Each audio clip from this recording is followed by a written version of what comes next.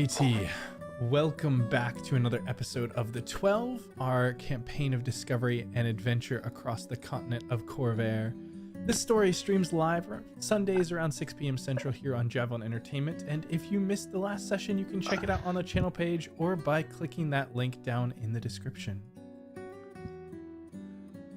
Last time, our brave compatriots, Morien, More-Wit-Than-Wisdom, and Boko the Bone-Bound were knee-deep in blood and shadow, bound together in a ritual to pull forth the spirit of the recently departed orc chieftain Grum'shar. But something else rose to guide that spirit, a mysterious escort, neither friend nor foe, who slipped from Boko's grasp before its true nature could be revealed. Still, Grum'shar's hateful soul spoke its bitter truths. He despised the alien horrors that Daask had allowed into their ranks, creatures working some dark purpose within an underground mountain. And worse yet, from his own lips came the confession that he had gifted strange alchemical lore to Zayne. Lore he believed birthed that sickly green explosion, a blessing he claimed from the Doombringer. Up in the moonlit streets, Roland found himself pinned down by deadly assassins after refusing Zayne's silver-tongued offer. With the speed of a startled librarian and twice the indignation, Roland threw himself through a window and tore off through the alleyways, books flapping, robes billowing, and curses flying. But no matter how he sprinted, vaulted fences, or plead for the city guard to do their jobs, those shadowy hunters gained on him. That is, until she appeared.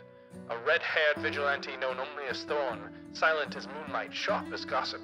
She cut through the fight and saved Boland's hide. She seemed to be keeping an eye on things across the city, including the Iron Horizon. However, helping Roland find the others, she vanished into the dark, leaving only questions behind, and one very exhausted researcher.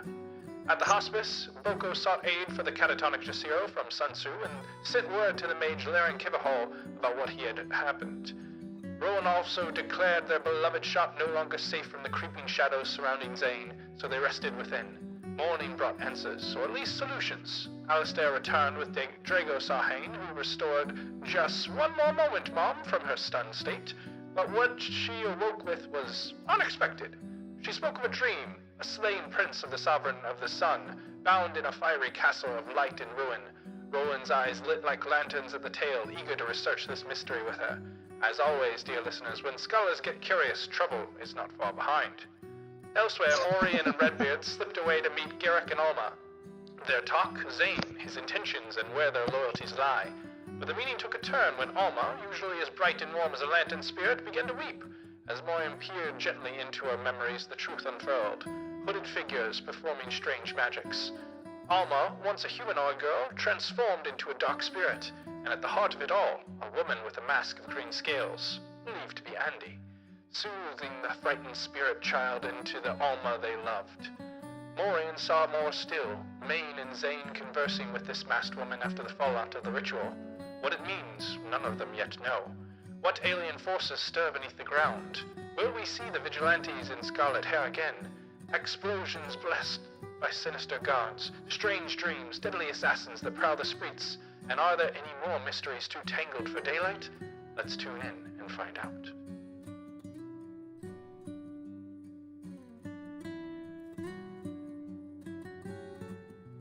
It's early in the morning still, and today is the 6th day of Sifros, or mid-autumn.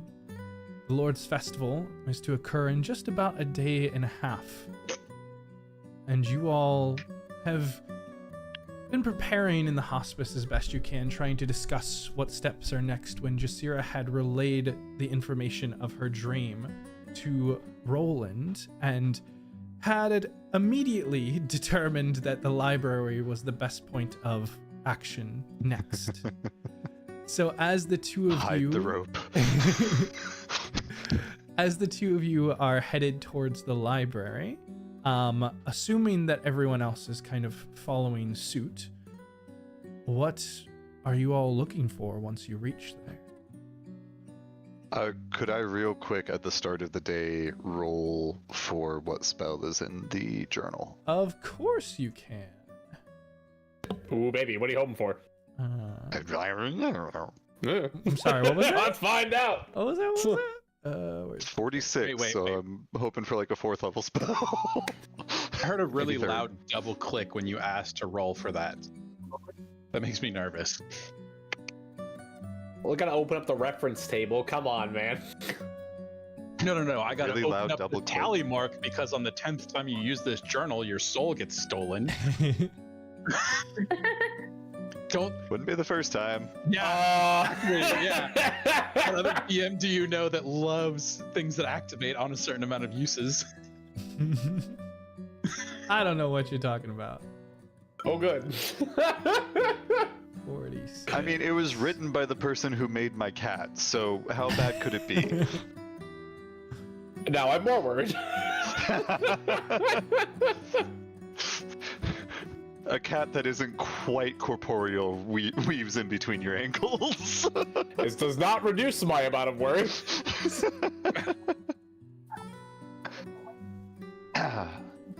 This is Ray of Enfeeblement. Ayo. Okay. I mean, Cool. Oh, I put that in the What wrong could have slot. inspired that? Question, Austin. Yes. Now that I'm not a potato, do I get my intelligence back? Yes, you do. Yay! I still No. have 0, so I gotta fix that. dang, it's not recover 1 per day. Now that would be messed up. A lesser restoration would have been that route, but a greater restoration, which Drago provided, helped to clarify that immediately. That makes sense.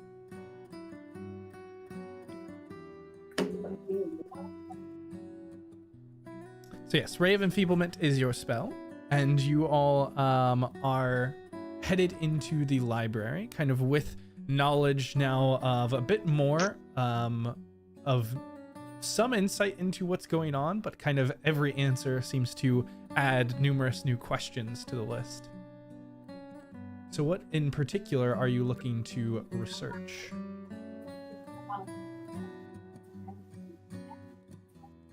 I think we start with the story, see if we can find the names in it. And so what names? Yeah, and just- yeah.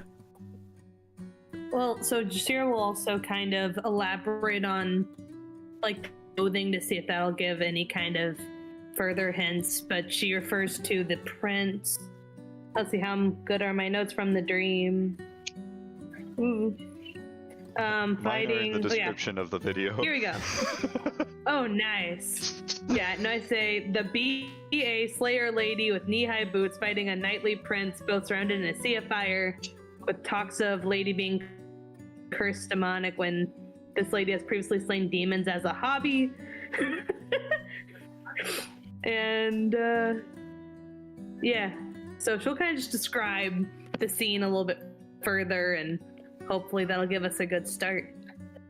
Sure. So I guess we can start with like trying to. That's a good idea with like the description of the clothing. If we can place a time period with the clothing. Yeah, To Roland. kind of hone in on exactly what story, maybe. If you want to just go ahead and give me here a history check with all of your library and additional bonuses, we'll start there. Do I get advantage from Jasira helping? Or actually, we're at a library. I get advantage. Okay, yeah. I was like, I thought you got something from just being in a library. I think that will probably Yes. be more helpful than.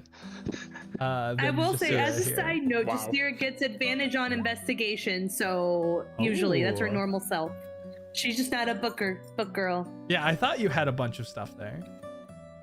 Hang on, I'm not done.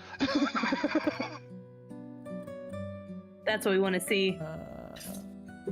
No, wait, I am done. And I will cast guidance on myself as I study. Yeah, so the first two in guidance help, and then the second one might help, but I'll let you know. I'll take that one into. Okay. Or the third one, sorry.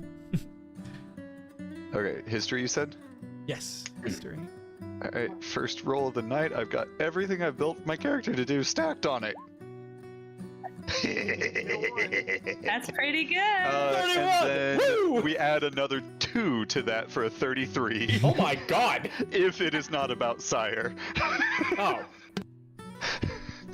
If it's about Sire, it's a 35. Good lord. So by just the pure descriptions of the appearance, Roland, you're very quickly able to determine a couple of things. First of all, this has to have been pre the last war. The armor that Jasira describes, the depictions of the prince, it's far more rudimentary than what was being implemented and done during the last war. This is something older. You also know that it's certainly not related to Sire.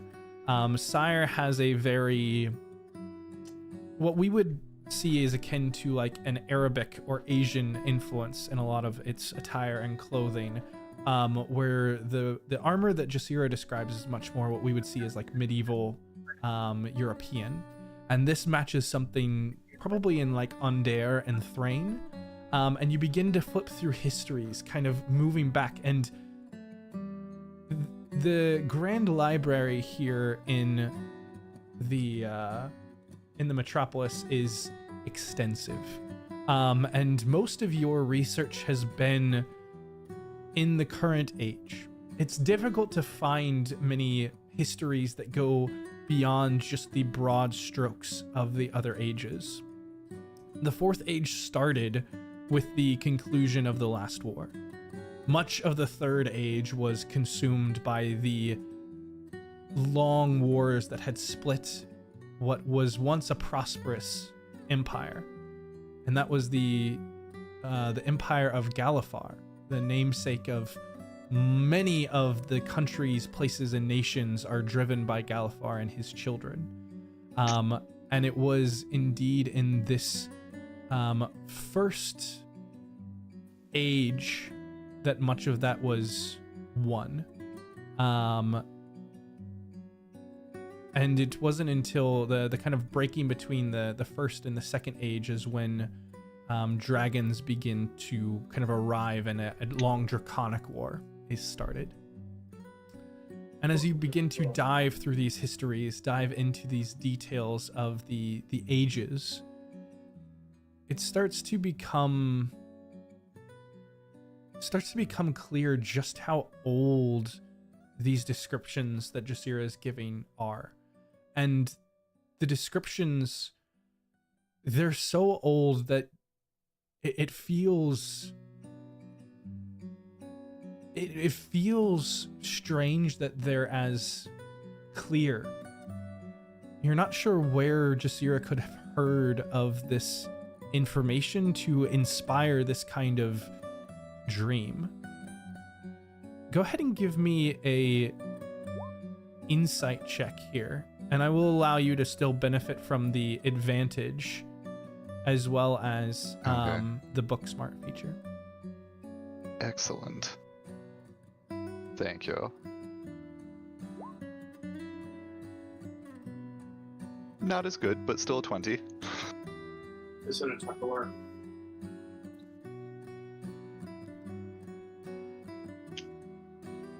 There's also, as I'm studying all of this and just poring over books and tomes and texts and not really taking the time to write everything down, I've swapped out the eye patch for the masquerade tattoo that I bought on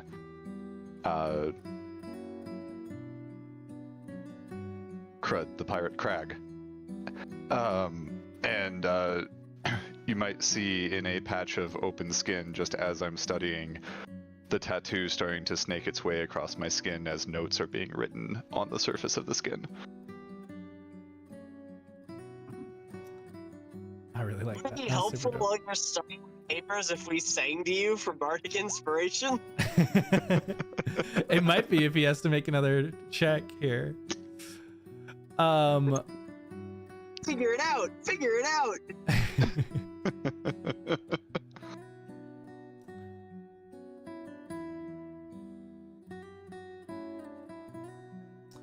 Roland, as you begin to dial in on these depictions, the armor and really some of the descriptions that Jasira is able to give of the crest on this knight or prince's shield, it becomes more and more clear that this is sometime around the beginning of the Third Age, the start of the kingdom of Galifar.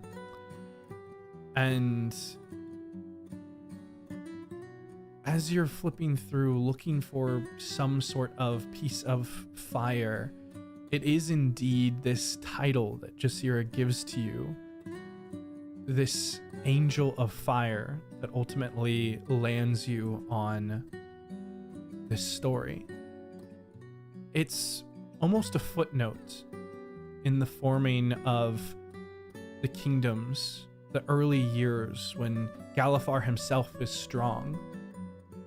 But there is this story about the Angel of Flame, or the Bane of Thrain, that apparently had some sort of reign of terror. The Angel of Fire was a red dragon who went on a rampage throughout what is now known as the areas of Thrain and Northern Sire in the early years.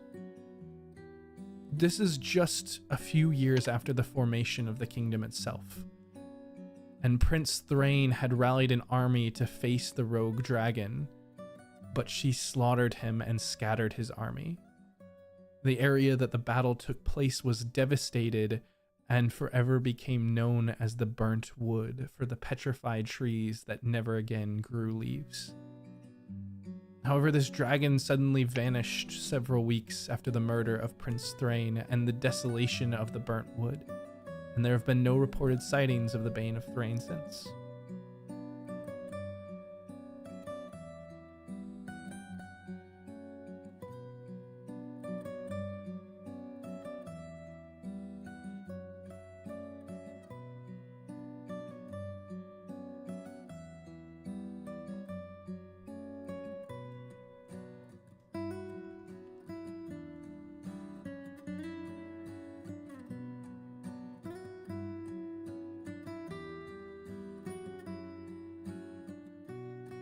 Okay.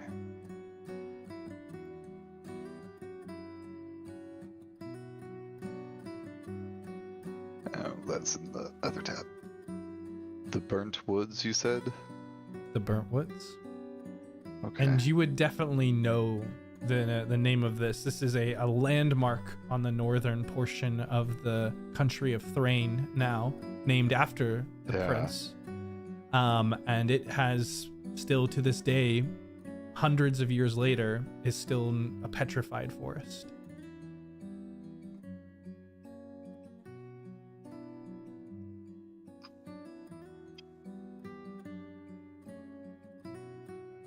Okay. So it sounds like the vision was of Prince Thrain fighting this dragon?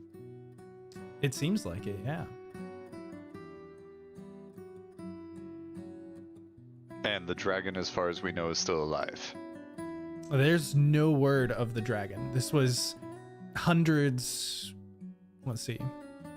Yeah, this was about 1,000 years ago, give or take. Okay.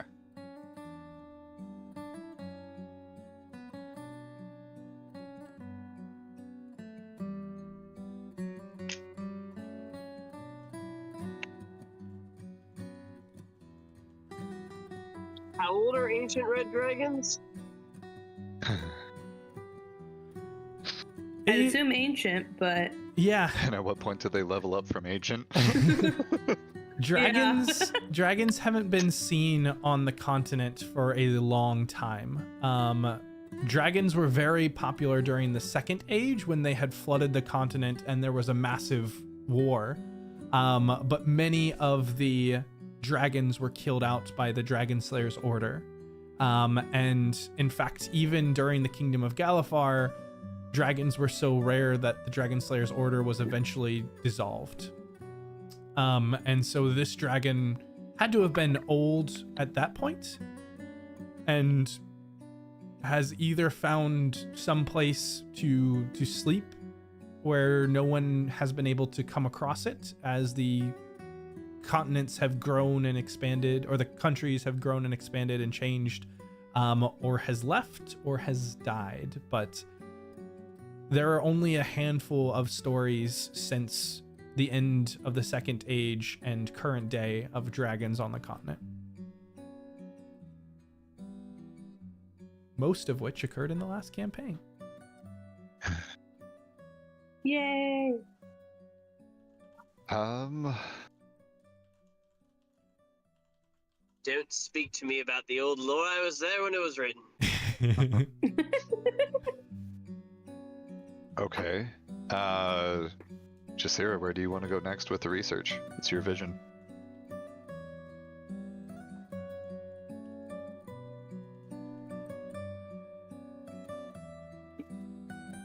I think with this information, Jasira just kind of becomes very spacey. Like, she's there, but she's clearly somewhere far, far away mentally. And Thinking about... What? Why would Jasira, who is from a different plane of existence, be having visions about something that happened 1,000 years ago on this plane? Well, you see... This might be a good time for Jasira to share with you, because you were not there, that whenever she talked with Boko, there was the one spirit that said there was some really dark shit inside of her. And in this dream, she was the Bane of Thrain. So, who knows? And with her whole, I guess I'll just say race, but like her lineage, her pallid elves ancestry, they recover the souls and kind of learn from the past and kind of, quite literally build on giants, or whatever they say, standing on the shoulders of giants, but like with their abilities. So who knows?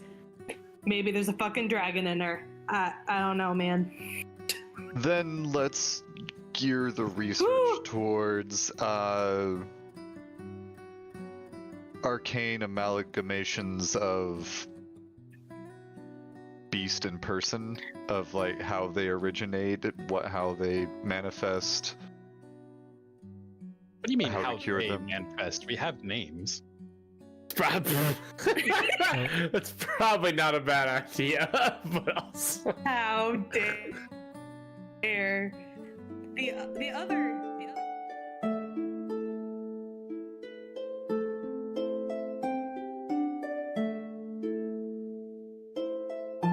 Jasira came over from a bar with the Gilded Man.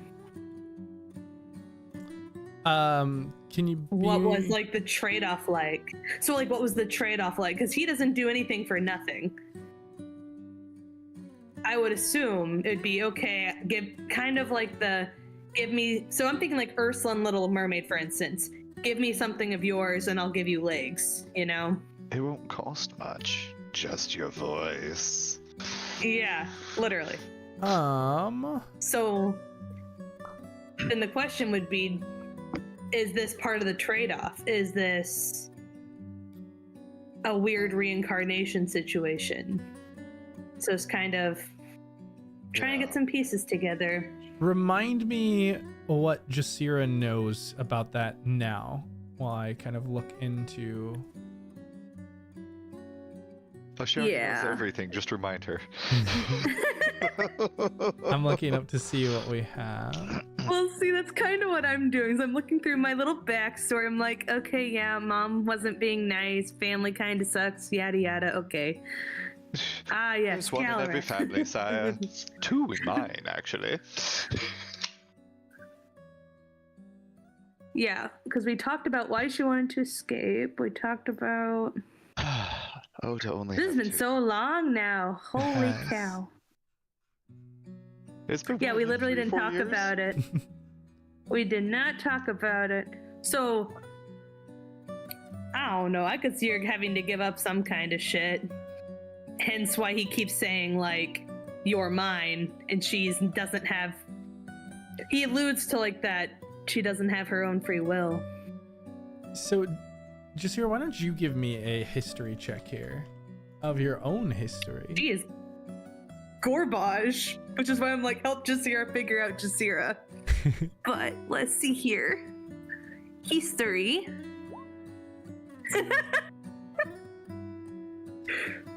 Girl's just blacking out. She's like, nope. Yeah, your memories are very hazy of that time. You remember Mabar and you remember the plantation, but the things in between were...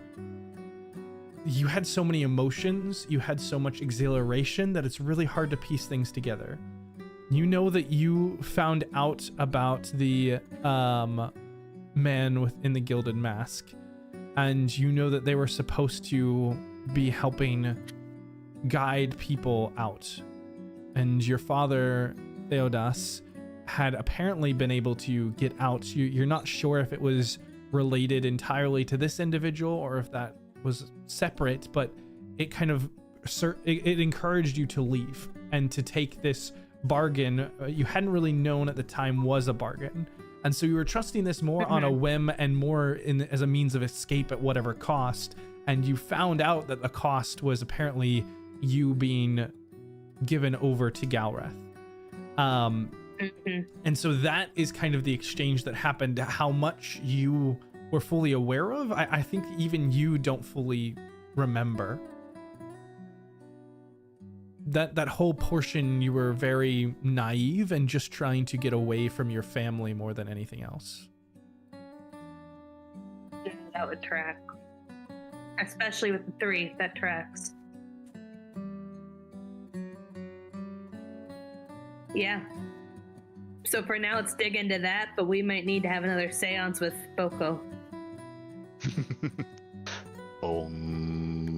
I'm still He trying is- to Or Blade. recover blood from the last one. Yeah, he's quite I good at it, mean- but that's coming at a price. It's okay. Just go get your blood transfusion. It'll be great. I don't think that's how that works. Or Anne can show up. That would be nice because she apparently knows him. I Yeah. need to make like an arcane cup that I can go sit on the street and be like, hit dice for the poor. Like, people donate. We're not begging for blood. Think of all the people that you guys could talk to. No. Jasira, you do remember that Anne did tell you Oh. that apparently she knew where your father was and that he was somewhere in Brayland Yeah. at the time. Yeah, unfortunately, that's a little far away from where we are. Indeed. And Indeed. Roland, you said you wanted to look into like creature amalgamations? Yeah, like just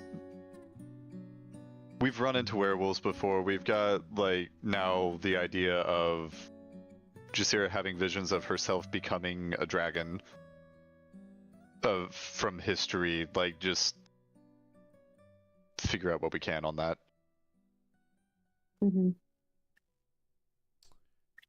Yeah. Go ahead.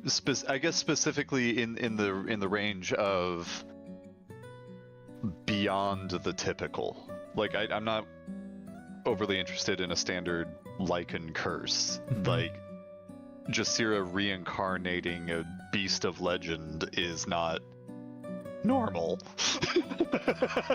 It's not normal. Probably not. And you know, and it's just an idea. You know, Jasira doesn't think she's that hot shit, but like, you know, just a little.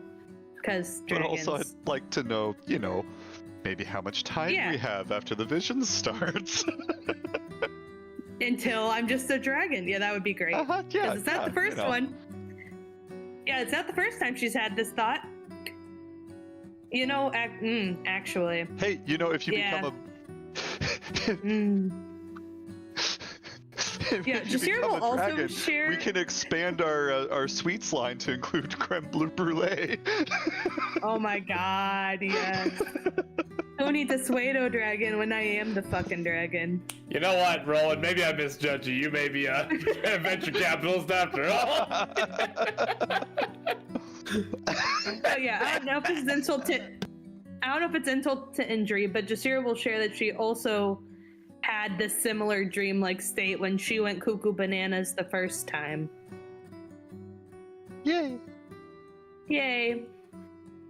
So, but she clearly got more information, more details, more plot, I guess, this time.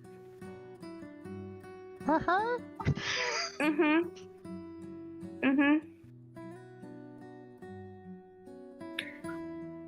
Oh boy. Yeah. So go ahead and give me an investigation check. Alrighty.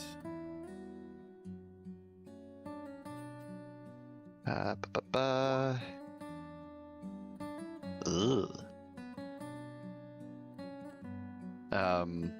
23.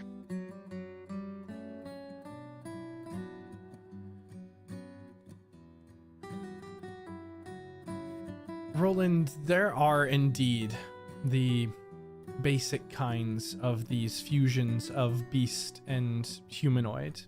There are things like lichens, but there are also an entire race or races of creatures. Things like bugbears, orcs are often referred to as monstrous, but there are also others, these half-breeds known as shifters, that have some sort of bestial bloodline between them. As far as you're aware, none of these shifters have ever had any sort of draconic inclination. They grow fur, they have claws, but there's never any wings, rarely any types of horns, certainly no sorts of scales, and never the full transformation to another creature such as a dragon. Dragons themselves do have the ability, when they are significantly powerful or aged, to transform into humanoids. And there have been times and stories that have been noted down of dragons shape-shifting themselves. But another person transforming into a dragon is relatively unheard of, as far as you can tell in the research that you're able to do here, and at least this afternoon. You do find that there are stories of powerful mages capable of transformation magics, things that allow one to become another beast entirely. As far as those types of powers, they're usually driven by extremely powerful magics, high tier magics, and most of those places of study occur within some sort of academy or school, such as the Tower of the 12 here in Karnath, or the floating towers above Arcanix and Onder.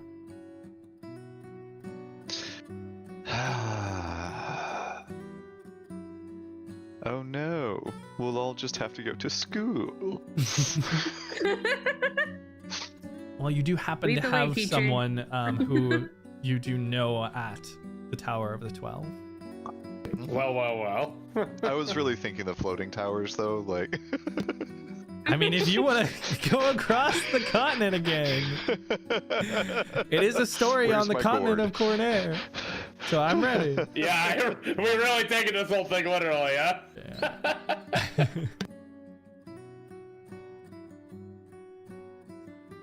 Might stop by a random castle first.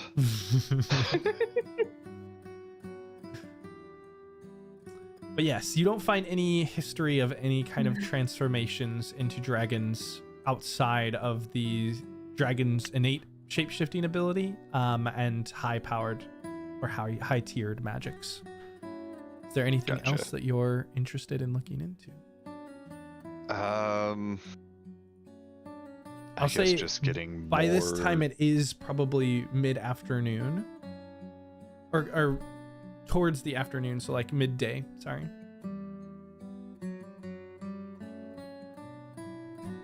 Okay. Yeah, I don't know. All right. More. Sorry, go ahead.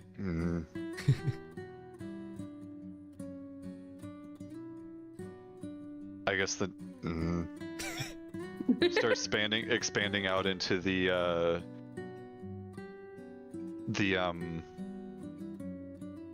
inner circle of Prince Thrain and see if there's any oddities amongst the magicians in his circle. Just like go looking for names essentially to build the build the red threads A on network the wall. of sorts.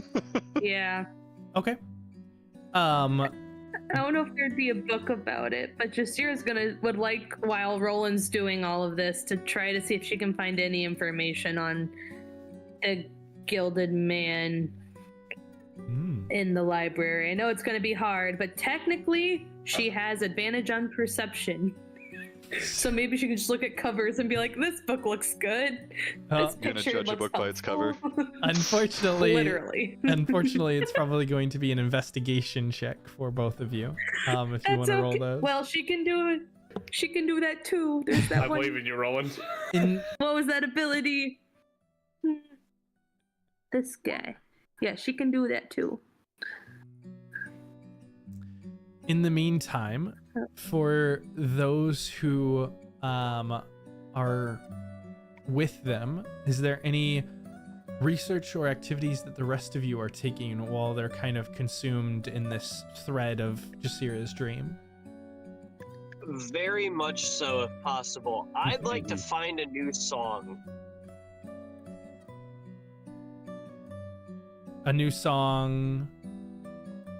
I want to see if there's any music, anything written, anything recorded, anything just completely contrary to whatever I've heard or played before. You're gonna have to remind me. Have you lived? Did you live around Karnath? What was your character's origin from? Not from Me, I'm around from here, the are you? Feywild. Yeah, originally from the Oh, okay. Feywild, but has lived in Karlakton for some time. Okay. I mean, growing up around the area, I probably could at least help him out with finding something, right? Yeah, and both of you would probably know that the best chances for finding that type of thing is less so much in the library and more at the College of Olam, where the Harpers are taught. That makes sense. It's a bardic college in the city, but it's certainly, if you would like to find another song, you certainly can. And if you'd like, you can either determine what that song is, or if you would like me to, I can come up with something as well. I'll write a new song. I'll find a new song. Okay. Hey, there's plenty of history in different pieces we could pull from these things. You probably write something brand new. That sounds delightful. And Thishal, as you and Rennie go to kind of track down a new song, what you do notice is that many of the places across the Seaward, it is now becoming more and more common to hear songs of the Iron Horizons heroics. You all are becoming wonderful. a well-known name in multiple districts across the north portion of the city. This will certainly boost business in a way I never expected to get business. And what about Boko? What is Boko doing in this time? Boko in the morning would make for the House of Inspired Hands. I think we talked about it a session or two ago, that there's a potential that the Artificers Guild would have set back up by now with the quarantine lifting. Absolutely. Yeah, Boko is going to go there in the morning and hoping to leverage both the reputation of our party as well as like the literature that they have there.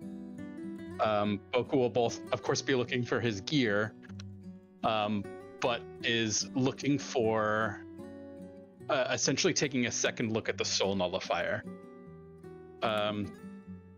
About 30 sessions ago, I took a really deep look into this, and to replicate it, it looks like I would need to fully take it apart. If I could find literature to support that in the House of Inspired Hands, I would be comfortable taking it apart and attempting to replicate it. So Boko, you know that what you have is in many ways taboo. However, here in Karlakton, things are typically more open. But when it comes to souls undeath particularly, Carlecton has a complex past. Just to the nature of its existence in Karn, or Karnath. Are you attempting to search out for assistance in this? And are you attempting to do so subtly or broadly? I think it would strongly depend on the vibe that Boko gets when he walks in, because the last time he was here, he was not welcomed. Yeah, there have been a lot of major things that have happened since then. If you walk in, you are absolutely not noticed on sight. There's a chance that if you happen to run into that exact guard, you might seem familiar, but the events of that day were far more significant than what was going on with you. Perfect. I think Boko will attempt to sort of probe subtly and see if there's any give to anybody who would be interested in soul research, but would more look at if it's still assembled in sort of the workstations like it was last time. Boko would look for people who are operating by themselves and that sort of fit his lonesome sort of style. Okay. Why don't you give me an insight check here?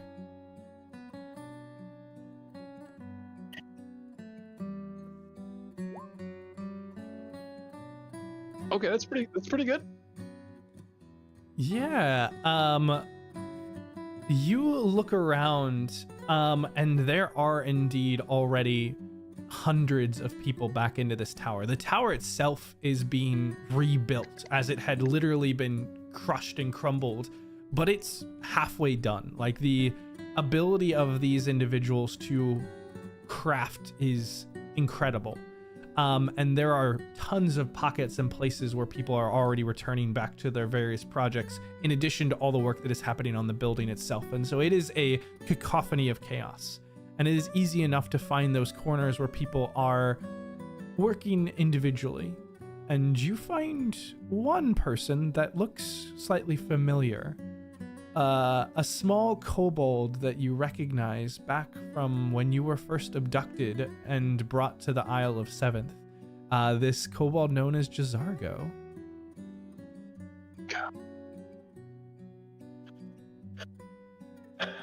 See, does he show up in my notes at all? He was a hot He was there minute with, ago. He was Gare on and the Rhett. yes. He was on the island with us. Mm-hmm. Yep. He was one of the ones that was like... He was abducted by Yeah. with Cesare, and we rescued him, Mm-hmm. but not Cesare. Correct. Boko will approach him and see if he recognizes. Yeah, immediately, as you come up, he's got one kind of, it almost looks like it's kind of like a glasses, but it's only on one side, and there are like 3 lenses that are on top. And he's kind of working on a metallic contraption and has this small little metal owl that is hopping up and down on a backpack that is just stuffed with gears and papers and scrolls, and his attire is very, very basic. And you kind of come up to him, and he kind of feels the presence more than sees it, and kind of looks over in your direction, and immediately there's just this giant kobold eye at the end of the far lens that is just looking you over, and just, excuse me, and then they all of the lenses kind of pop out of the way, and his eyes kind of return back to the normal size as he kind of blinks for a moment. Oh, well, look what the owl flew in. It's good to see you again, Mr. Metalman. Boko sort of smiles slightly, and he says, I am glad that this time we meet, it is much more comfortable. You didn't enjoy the island?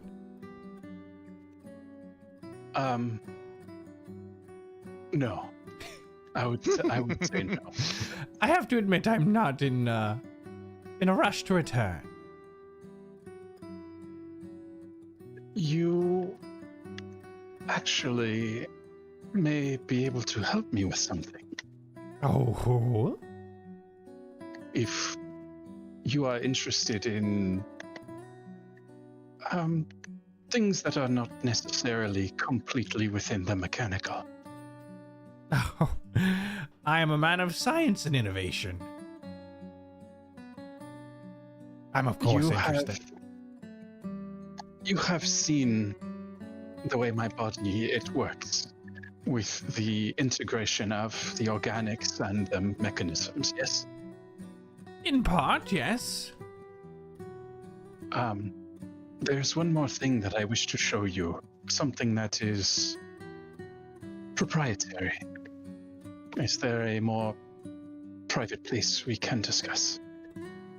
Well, we could go back to my home if you need something of immense privacy. Sorry. I think remaining here would be beneficial to both of our researches.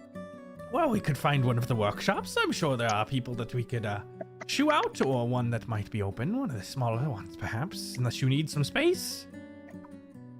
No, that would be perfect. Please, lead the way. And he kind of begins to waddle. He's a kobold of decent age, and you can even see some of gray hairs kind of peeking beneath some of the scales upon his chin. And he slowly ambles over to one of the smaller workshops and opens it up, kind of takes a look around, sees some people in there, kind of shifts to another, opens it up, and kind of escorts you into one that doesn't appear to have anyone. Each of these is a small basic workshop, some benches. There's a handful of common tools that are kind of spread out. This is really almost a maker space of a way of where people can come in and work on all sorts of projects. The House of Inspired Hands helps provide many of the things that you may need that are common.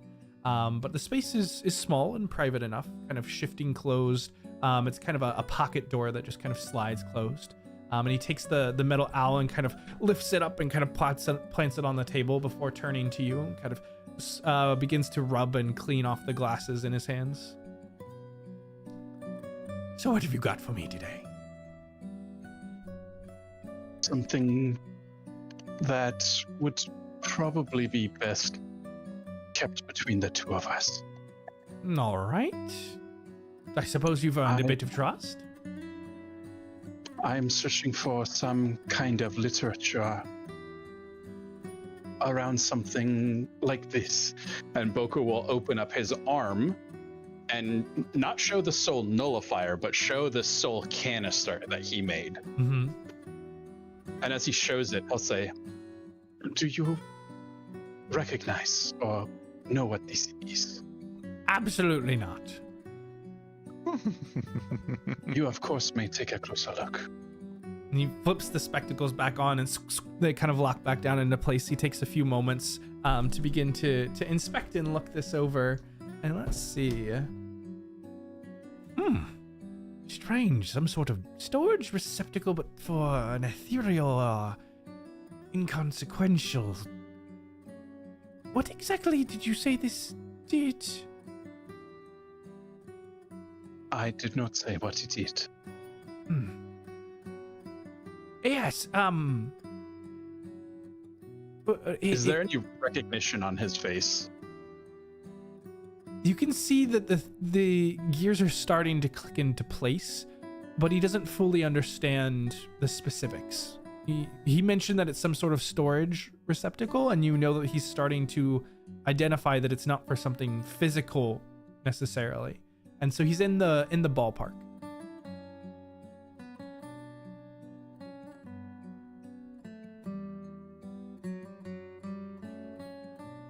Boko's going to look at him and he's going to say, you have seen things that are beyond explanation on the island. Oh, yes. Unfortunately, there are things beyond explanation here as well. I have found a creature, a very dangerous creature. It is only able to be killed, that we know of, in one way. By severing what appears to be a soul that has been bound as some sort of servant or incarnation into a set of armor. Unfortunately, it is very difficult and very sensitive to find information on the cross between souls and mechanisms. That much I can appreciate. And so you're looking for something to combat these creatures, then? They pose a great threat to my allies. In fact, Roland, you told us that you were ambushed last night, right? Mm-hmm. Boko will look at Jazargo and sort of lower his voice. you may have heard of guards slaughtered in the city last night.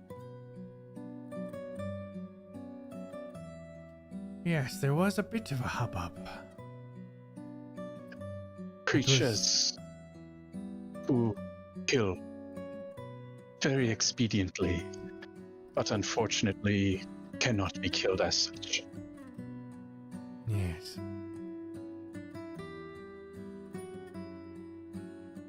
And so you're looking for my help to combat these creatures? Only to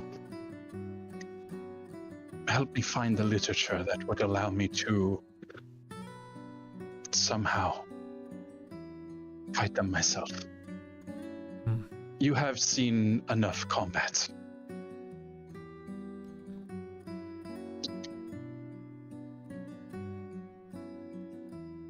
Well, there is a bit of a...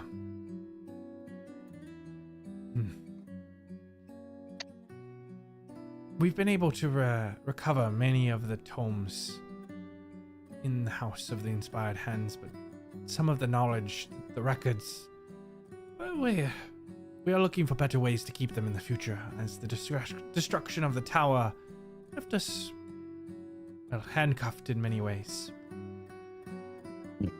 I am aware of mechanical components, and I can help you find some in that realm, but this work with souls and the occult is not my area of expertise, and I do not know where to look. However, I might know someone who can help us. How quickly are you looking to get this information? Within a day, ideally.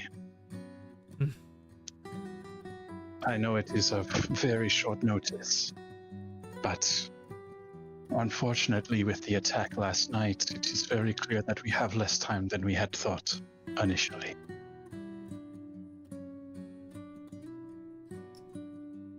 Yes, I understand.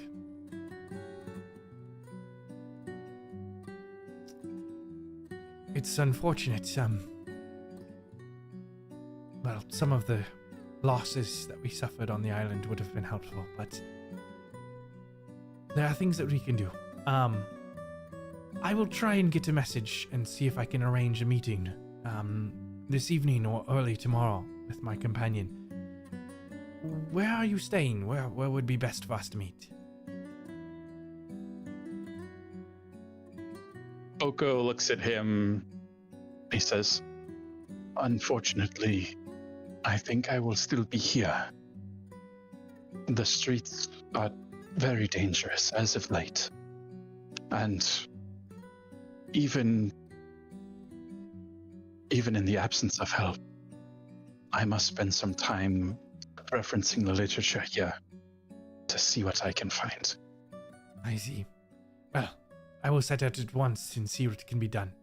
I will come back and meet you. I'll find you in the tower. No time to waste. Come, Pouncy.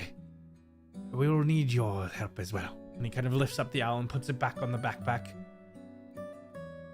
And you can see him kind of tying a small, or not so much tying, but rather weaving in some sort of magical message into this owl. She begins to kind of send it. It flutters out through the door and kind of speeds off to deliver some sort of message. I greatly thank you. And please, be safe within the streets. It is the least I can do for one of my saviors. So good.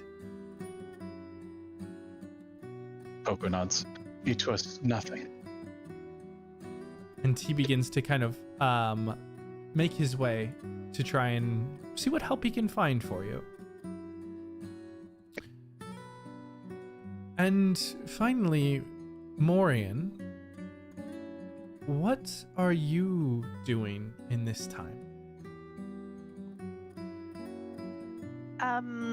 How does the group part after our very somber conversation?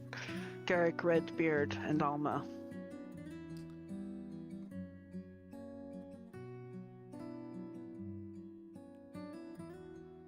I think in many ways they're kind of looking towards you and Redbeard to kind of give some direction on whether they should wait and for Andy or for Zayne to show up to help figure some of these things out, or if they should go somewhere else if this place truly isn't safe and they need to find somewhere else to spend time. So Morien will look at Redbeard. I'm going to seek out Andy. Possibly at the Lock and Leaf. You think that's a good idea? You want some backup?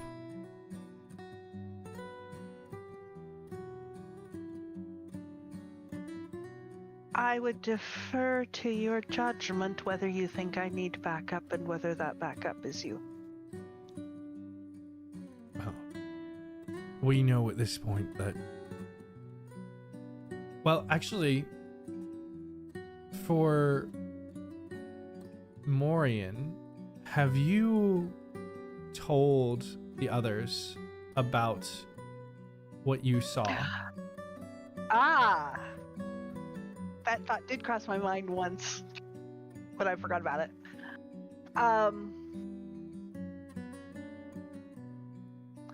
I will look at Alma.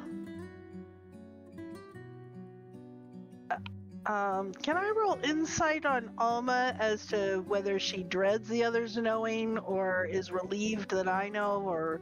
Sure, you can give me an insight check on that.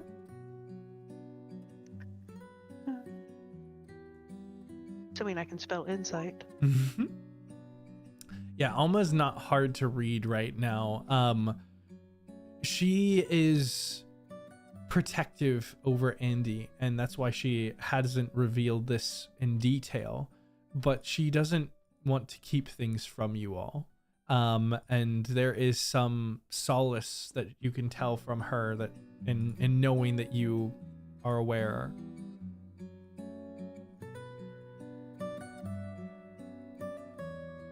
I will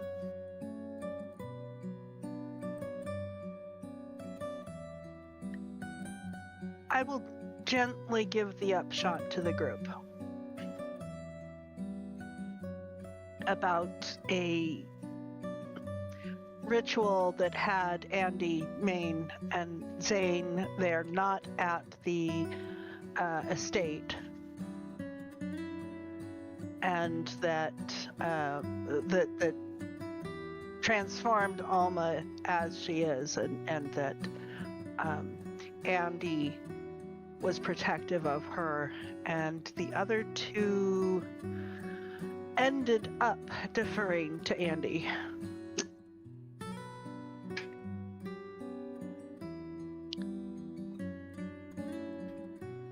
Yeah, then as you were kind of inquiring about this, Redbeard would say, we know that that ain't exactly trustworthy. At least we don't know, I suppose. And so I think you certainly need some sort of backup if you're going to go. And I would be happy to be that. I mean, perhaps we should all go confront her, see if we can get any answers. And Morien will look around at Garrick and Alma to see how they're reacting to that. Garrick is stout and willing to back you guys up, but is not wanting to set direction. He's willing to follow the direction. Alma, on the other hand, is not strong enough to be able to set a direction, and by her nature is forced to follow whatever others are deciding. Well, so the question is, do Redbeard and I go, or do all four of us go? Garrick kind of looks at you. I think what we all know now, I don't know how safe it is to split up. I'd feel better about accompanying you wherever you go, whether it's to Andy or elsewise.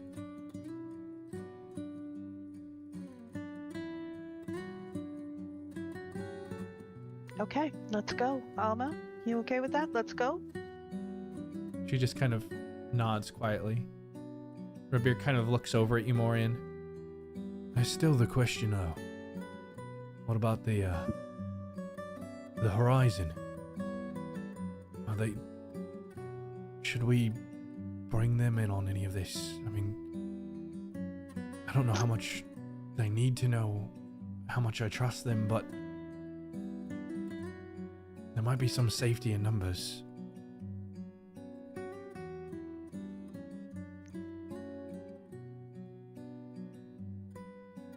I don't know how much what we know is of use to them. I'm inclined to tell them, brief them, and let them decide that. However, not before we gain a little bit of info.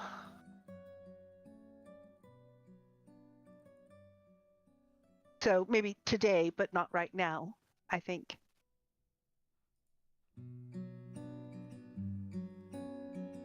He nods. Well, I suppose we won't be participating in the festival. As the Verdant Vale? Likely not, darling. That is probably a scene we will want to skip this year. I know. Thinking about it, I'm not entirely sure if we'll be able to find Andy. I mean, she did say she was going to be laying low until the festival starts. Do you have any idea where she might have gone? That's a good question. Do I have any idea where she might have gone?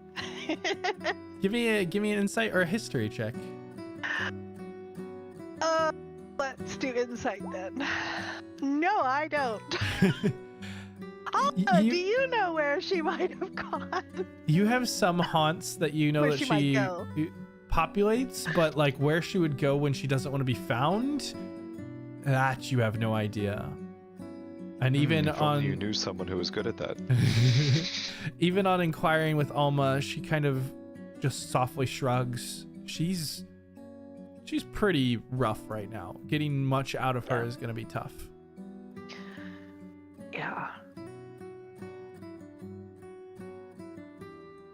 I could send to her and inquire where she is and if we might drop by. That could be worth a shot. As long as we manage how much of our hand we reveal.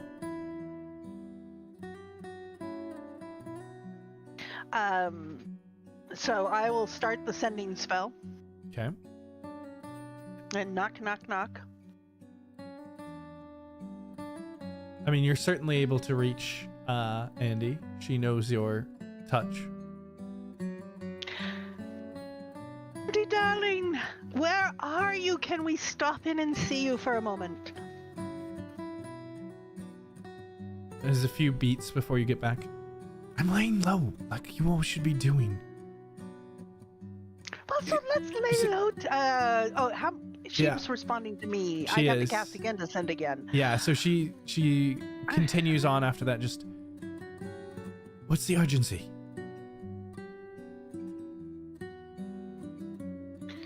I'll cast again. Darling, didn't you hear about all the foo-for-all last night? We could do with a bit of a consult. Give me a persuasion check.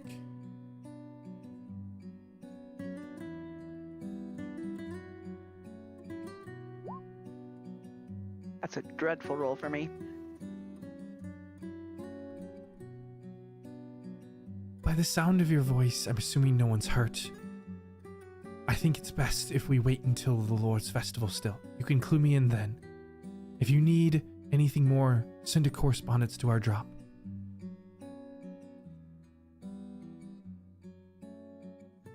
So,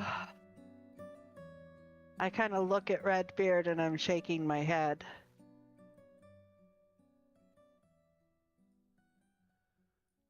Well, what does that mean for us?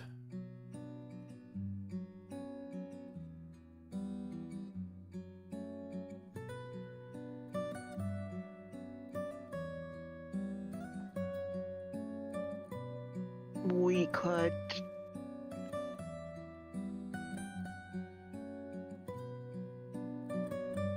try to confront Zayne.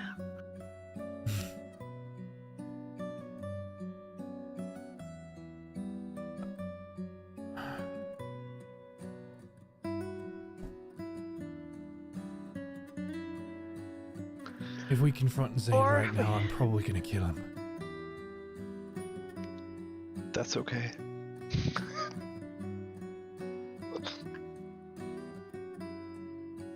We don't know about Roland's encounter with Zayne last night. So, Just saying, if the next time you see me, his head happens to roll into my feet, you'll get at least a handshake from Roland. well, I guess that means we brief the Iron Horizon now. There's going to be a text pop up on the screen that says Roland approved of that. Oh, I love it. Oh. Alright. So we head towards the Seventh Eye then? Or do you think they're still at the hospice? Let's try the hospice, especially since isn't the hospice close, kind of almost on the way to the Seventh Eye? It is. Yeah, let's swing by the hospice.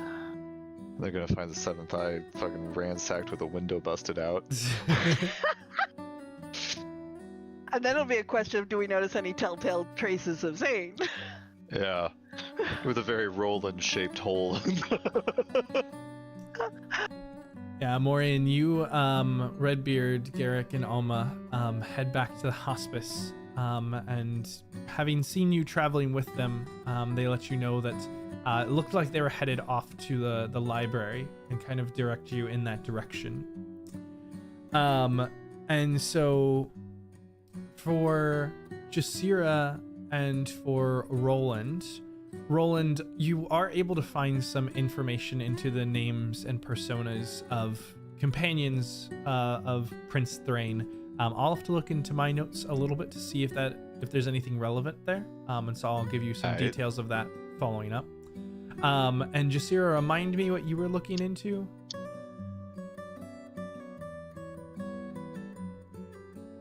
Specifically, she was going to see if she could find any reference or any hint of a reference to the Gilded Man, because even if he's more of like a mythological figure here, she's trying to see if she can get any information on if he has a tie to the story somehow, or has the ability, or has word of the ability to change people, you know?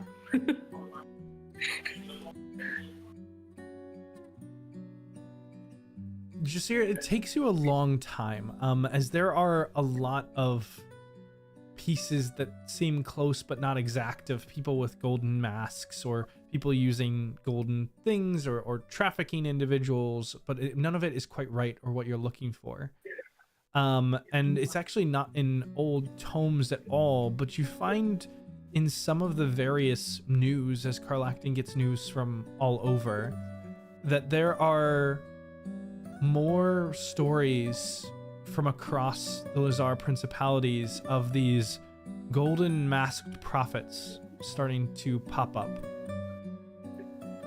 Their doctrine seems built around some sort of idea.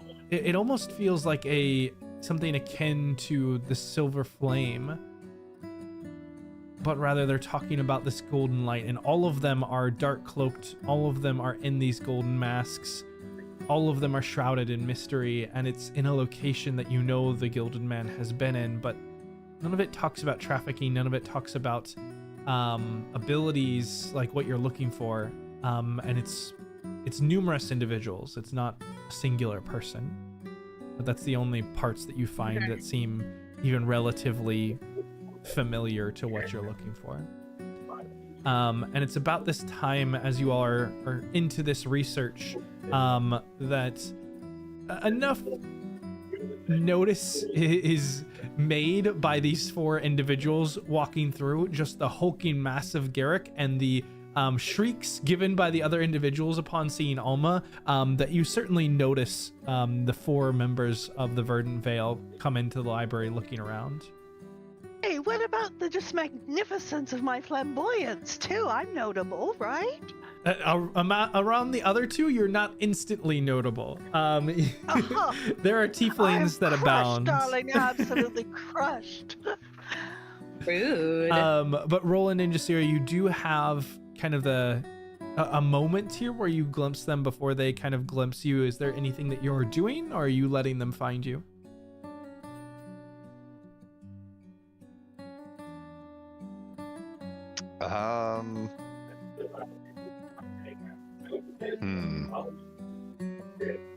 I think Jasira would try to regain some composure, I think.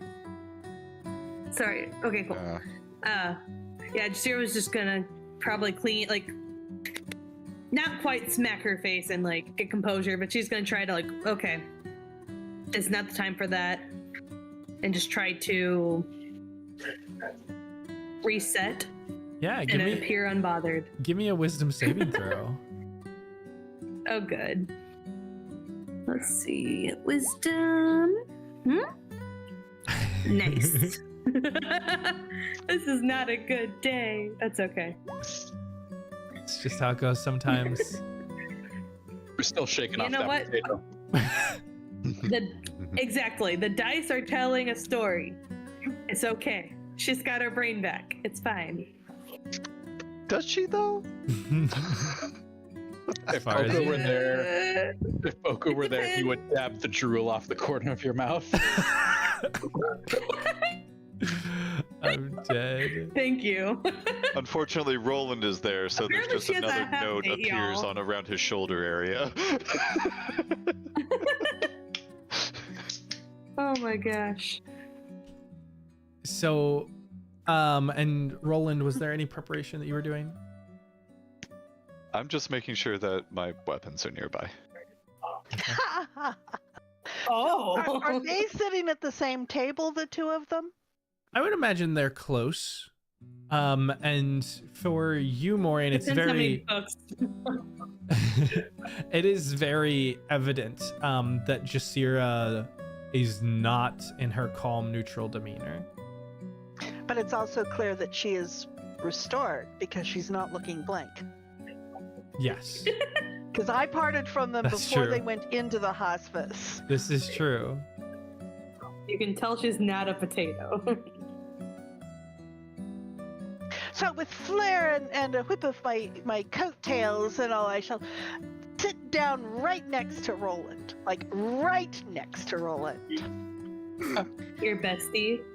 My bestie. He just scoots the book that he's working on 3 inches further away. But then we'll sort of lean over and quietly say, "You're looking better than the last time I saw you."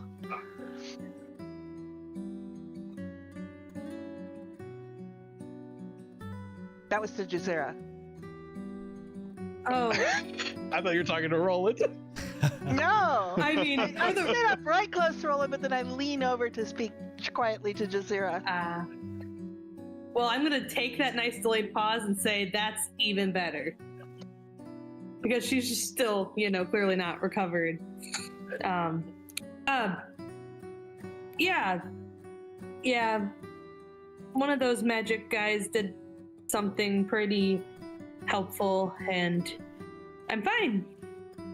I think. Weird dreams. I don't recommend having your intellect devoured. Lovely. And are the others around, like Rhea and Thishalt and Rennie and... I know Boku's not. Currently, it is only these two who are here. Okay. So, as I lean into Roland, I think we should have a chat. We have maybe 1 or 2 minor teensy-weensy little details to perhaps share with you. Yeah, it's an understatement. At the mention that Morien makes of sharing information, Roland's demeanor changes to neutral, and he shows interest. Which is kind of what Morien expected, yes. From actively going, why is she here, to they don't. Okay, she's actually being helpful. Why are they there?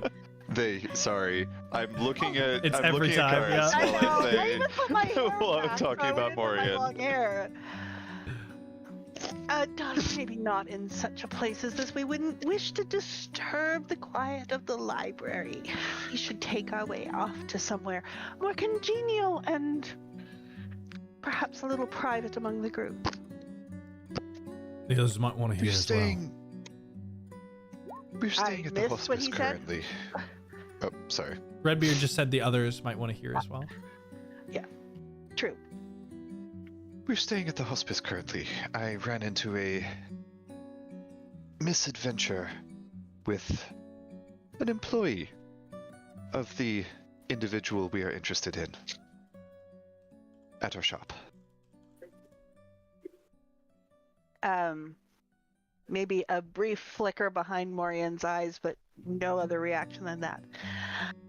Well, we were just there. That's how we found you here, was the hospice directed us. Could Jasira make an insight on the eye flicker, please? Sure. Can I roll in? Okay. Yeah, you Can I roll definitely. an active deception, just in case? I think that with a 23, you definitely notice the flicker and kind of connect it with the words that triggered it. I have a +8 on deception. I could possibly. So the beat passive it. is 18. So a 23 Yes, beats it. but I'm kind of. All right. So yeah, you notice the flicker going past the eyes. It's a subtle thing, but noted. Jasira makes no change. She's already kind of disorganized right now anyway. So then, we shall meet you there, shall we? Turning to Roland and sort of nudging him as I gracefully get up. Jasira, was there anything else that you were looking for here? I think I am about done, as he looks down at, pulls up his sleeves a little bit. His hands and forearms are covered in the tattooed notes. And he's basically run out of parchment for taking notes. He's gonna You have can to tutor use a me on all series that of later. mirrors to look at his back if he wants to take any more. We can have show and tell later. I suppose I'm all booked out myself. Let's walk back together, shall we? Safety in numbers. My thoughts exactly. Such pragmatic people. Safety in numbers. Must we always be safe? It's always so much more interesting to live on the edge, don't you think, darling? Morien, you've My always night was interesting enough. yeah, you've always been encouraged and amplified by Redbeard, but in this moment, even he kind of gives you a side eye of like, now is not the time. And I wink at him. but you all And so acknowledging that, but still. Mhm. You all make your way back towards the hospice. For Rennie and the Schultz, you guys spend some time at the college before, as the sun starts to set, you make your way back towards the hospice as well to meet up with everyone as planned. Boko, have spent the day trying to look through what is present within the tower. Can you give me an investigation check? This one, I would like to spend all the things on. Okay. I think it is extremely important. I would like to add 7 to that. Okay. You know, I'd love to add 7 to all of my rolls too, but I have a limited amount of them. Boko, there is something inhuman about your abilities, and you are capable of cataloging at a speed possibly only rivaled by someone like Roland. And with that heart racing through, you search through all of what's contained in the literature in the tower, and something is very clear. The sections, the pieces relevant to that bonding of machine and not even necessarily spirit, but physical and non-physical attributes of creatures. It would have been a limited section, but it should be cataloged in a very specific spot. That spot was not destroyed by the destruction of the tower, but it was made to look so. And it is very notably absent. Every single book that might be relevant is gone. And it is very clear that it was purposeful and intentful, and that someone did a lot of work to cover up that intent as much as possible. And it is only by your obscene abilities that you're able to catch the small things out of alignment and note where the patterns break and shift and where they're not covered up in the right way. It is literally a computer-like brain that is calculating where these things should be at and that they are missing. Does the destruction in its deliberate nature, does it remind me of the destruction at the bottom of the staircase where all of the what's the word I'm looking for? All the specimens were kept beneath the tower. When we came in, there was during the quarantine, there was very clearly some kind of destruction that broke into the bottom of the tower. Does this appear related to that? I think with that high of a check, you can see that the destruction here is not related to the crumbling of the tower from the Nautilus or Nautiloid, but you see that it was made to look like that. And just putting the pieces together, the only time that someone would have had the ability to do that would have been during the quarantine, which is when the safe below this very building was also broken into. And that seems like too much of a coincidence.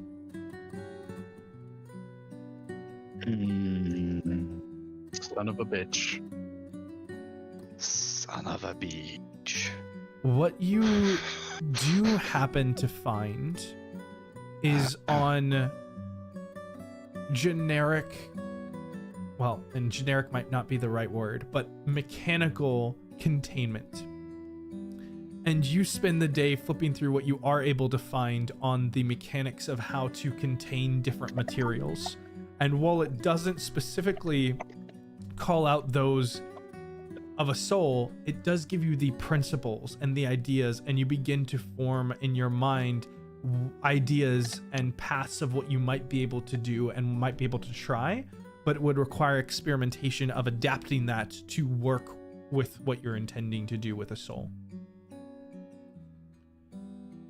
And as the afternoon sun kind of begins to set, you kind of end up at a desk just kind of filled with these different books and notes and scribbles on your own.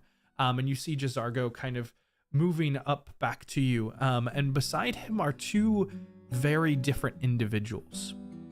One individual is laden in a heavy black outfit, kind of small of stature, but elderly. Perhaps a small man or a large dwarf with a large chin strap white beard, but seated in what looks to be a mechanical chair that is just kind of whirring along. There are multiple different mechanisms that are helping to push it forward, and he has this kind of small black bowler hat upon his bald head. Also, on the other side of Jazargo is this figure, and it's not clear at first whether they are male or female. They have this very pale skin, this bright shining smile, and even though they're covered head to toe in these harlequin-like patterns of purple and cyan and gold, the first thing that you notice is their all white eyes and their stark white blonde hair. And these two figures or three figures really, making quite the trio, kind of come up to your desk, and Jazargo looks over you. These are my companions. This is Richard Cannith of the House Cannith, and this is Fable. She is a bard around town, but knows things of the occult unlike any other. I think that between the four of us, we might be able to help put some real effort behind your project if you're willing to extend the same ideas out to them. I haven't filled them in on many details yet. I figured you might be able to provide them. Mr. Cannith's time is short, but I called in a few old favors. Again, you did save my life after all, and they seem to be important to you. And you can see the man, he's very gruff and just... This is... better be good. Ensure that you take the time and make a good proposal. Otherwise, I have things to do. And Fable kind of leans in on the Cannith's shoulder. Oh, please, Rich. You don't have anything better to do. This sounds fun and interesting. Let's give it a shot. And the old man just kind of rolls his eyes, but they kind of look to you expectantly. Boko, are you extending them in, and are you working throughout the evening with these individuals on this project? Boko is going to retreat to the workshop, hopefully still remaining empty, and Boko is going to break out every single specimen that he has collected, and there are a lot of them. Boko has the actual soul canister itself in his arm and the soul nullifier. Boko actually has pieces of these creatures, one of which is hold on, I have a bunch of these. I have an arm with a weapon still attached, and then I have an arm with a bracer and armor, and then I have a third arm with armor, and then 2 daggers. And the arms are not in a great state. They are already starting to decay. That is fine. You've done what you can to kind of mummify them, but they're still gross. And Boko is on the chalkboard, he sprouts a third arm, and as Boko is sort of gesturing wildly, the arm behind him sprouting from his back is jotting notes across the blackboard, illustrating how these creatures work, how the explosions, the soul tethering, and their superhuman abilities. And go ahead and give me a... I think this is going to be an Arcana check for you. But make it at advantage, and there'll be some other things affecting this roll from my side as well.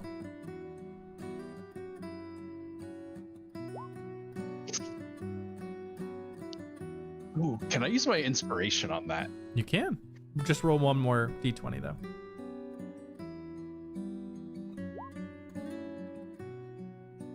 Oh, Okay, so 16. I'd still like to add my flash of genius if possible. Yeah, of course. So that's 23. 23. Okay.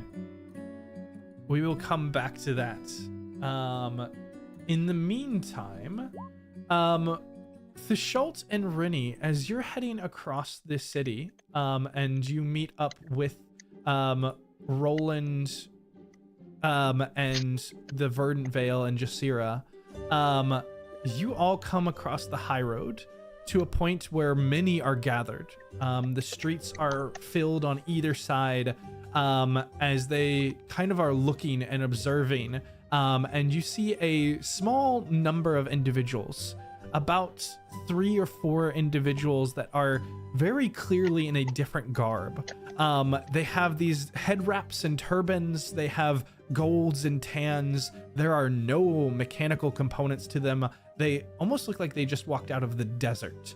And they're kind of passing along in a procession with many of the Karlaktan guards. Redbeard kind of makes a comment. Well, looks like it's going to be Talenta this year. What do you mean? Oh, every year with the Lord's Festival, there's always an invited or guest lord. You see, I don't know how much you know about the city, but it's ruled by a number of individuals, but no one knows who they are. But we've always got to have someone who we can go to. So one of them is an open lord, helps to express the guidance of the Lord's Council to everyone else.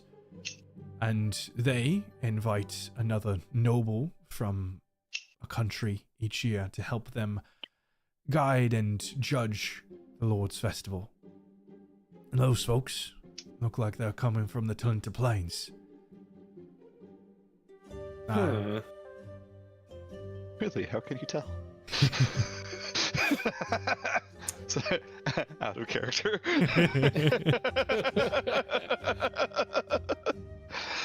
Interesting. Well, the clientele's always differs year to year, more or less, but no, that's certainly due to be interesting. Yeah, Have I ever interacted, now that I think about it, with the Face Lord? With the Open Lord? Yeah, the Open Lord. No. That is like Okay. interacting with the president. I figured that's yeah. still above like anything, even in the Academy stuff. Yes. So. The Academy Council might have one meeting a year with the Open Right. Lord, maybe. Okay, so like 2 degrees of separation minimum. Okay, Yeah, gotcha. at least. Yeah, they are someone who is they're kind of Think highly of yourself, don't you? Whoa, hey, dude, hey, first of all, I have a couple folks that I know as part of the council, but again, not, to the point where I'm getting invited to these type of things. Yeah. This is like the president, the pope. They're seen occasionally at major events, but interacting with them is unlikely. I figured I'd just be familiar at least enough with how it works. Yeah. So. But yes, you all see this procession making their way by, and continue onwards towards where the hospice is, knowing that the Lord's Festival, or at least the introductory procession, will likely occur tomorrow, with the events kicking off the day after. Makes sense. And so you all arrive at the hospice, all except for Boko. And I'm sure Boko would have given some inclination to someone that he expected to be out all day. But other than that, the rest of both the Verdant Vale and the Iron Horizon has gathered here within the hospice. And though there is commotion occurring, you all are still have enough privacy to talk among yourselves. And ironically, all the members of both that are missing are in the same location, so it'll be easy to find them. So, is there a door to close, or are we just in kind of a nook that's... Yeah, so this is one of, it's kind of like if you think of like a hospital with the rooms, and oftentimes there's kind of like two small rooms that have beds.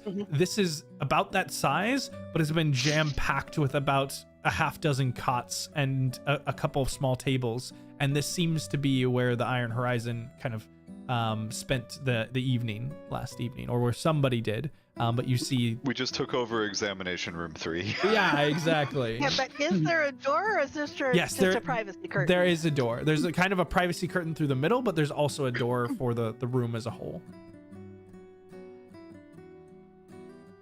So, if possible, I would like to be the last going in. Okay. I don't know that Roland will permit that. That's not cool. There's going to be a few seconds of just like looking at each other at the door. You swing. And first. because you are offering information that is what we are here to talk about, Roland will go in before you. Oh, very nice. So I'll go in, shut the door, and lean against the door after everyone else is in. Okay. So who all is? So we have Roland and Rennie and Brea and Thashalt and Jasira and Clyde. And Jasira. And then and the Clyde, 4 okay. from the Verdant Vale. So it's everyone but Boko. Standing room only.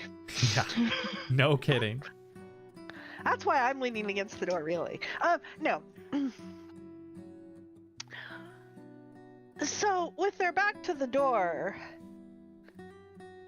the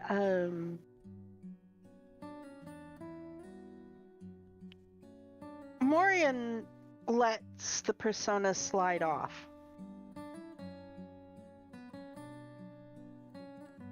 And there might be a little bit of a smirk, but there's none of the outrageous flamboyance or anything like that. They're just there with sharp eyes leaning against the door. Now this I can get behind. Or rather not, because the door is there, but... Yeah, this is a side of Morien that Roland has not yet seen. And Redbeard kind of glances over at Morien. Well, where do we even start?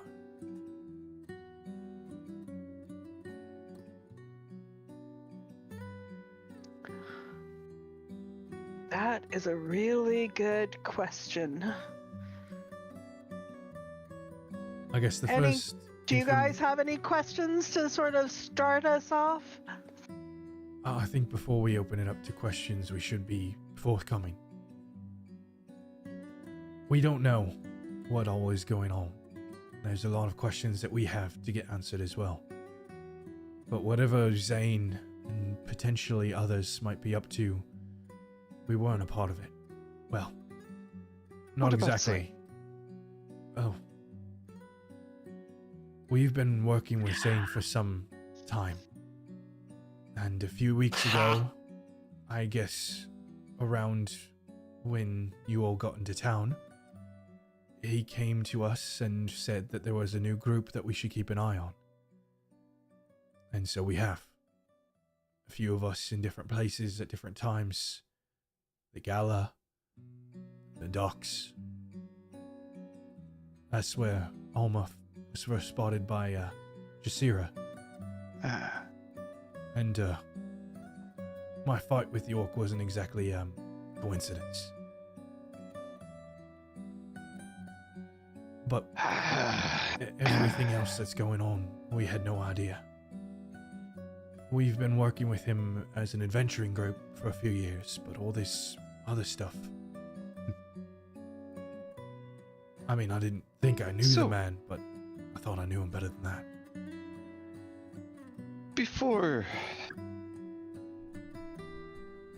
To inform your next statements, you should know that Zayne chased me through the streets across half the city last night trying to kill me.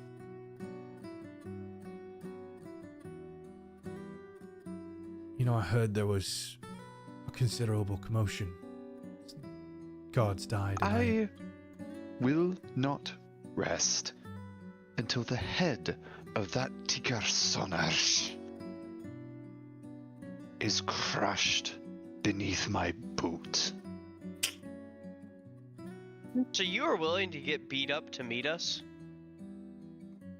He's about to kind of respond to Roland and then kind of turns to Rennie.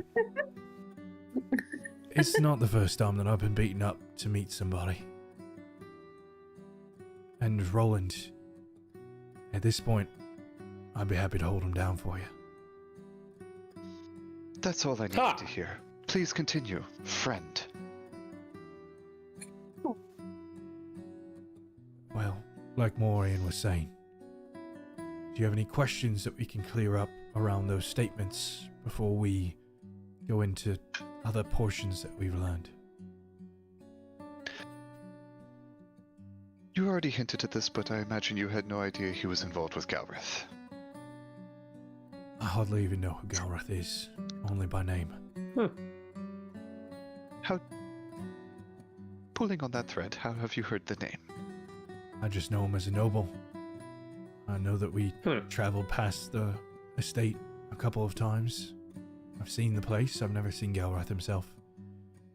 It was someplace that Zayne had occasional business with, but it wasn't frequent enough for me to think much of it. We do work with a lot of nobles.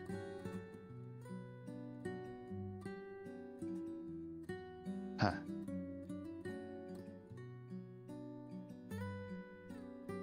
There's no point in questioning whether you told anything that we were doing to Galrath, because we already know that Zayne did.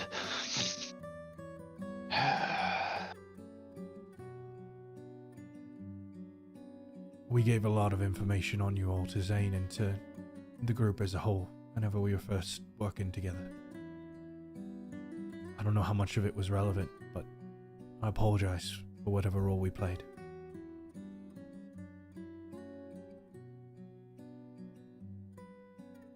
I went into the tower after the explosion with Zayne twice. In retrospect,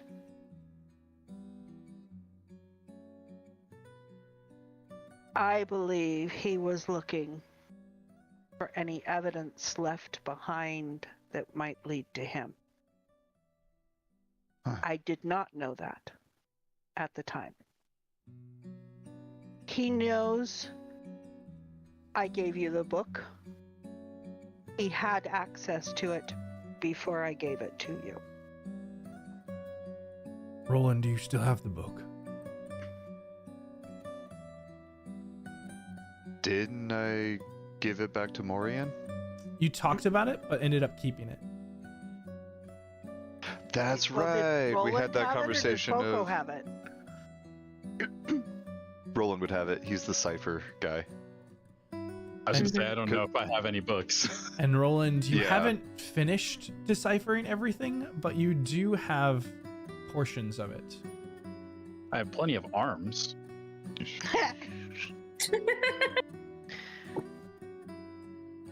Ah, So you might look for signs of tampering. good to know.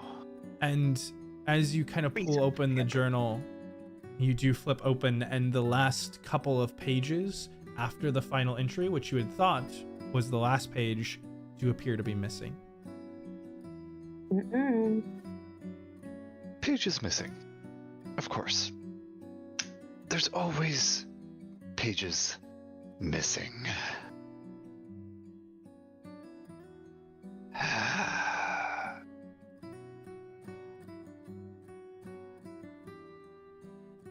There's a name in here. Kenneth. I remember meeting a Richard Kenneth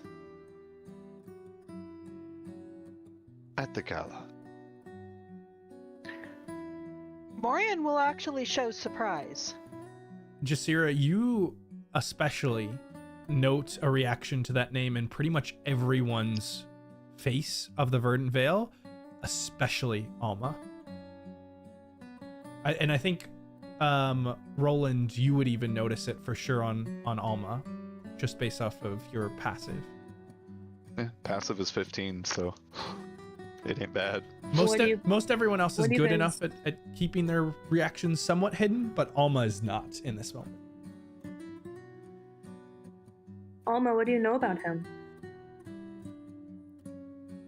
I will kind of lean forward a bit to interject and to draw Jasira's attention off of Alma. Richard Kenneth is Andy's father. Andy is something of, and I'll sort of glance at like Garrick, something of a senior member of our group. And we do not know how involved she might be with Zayne. We have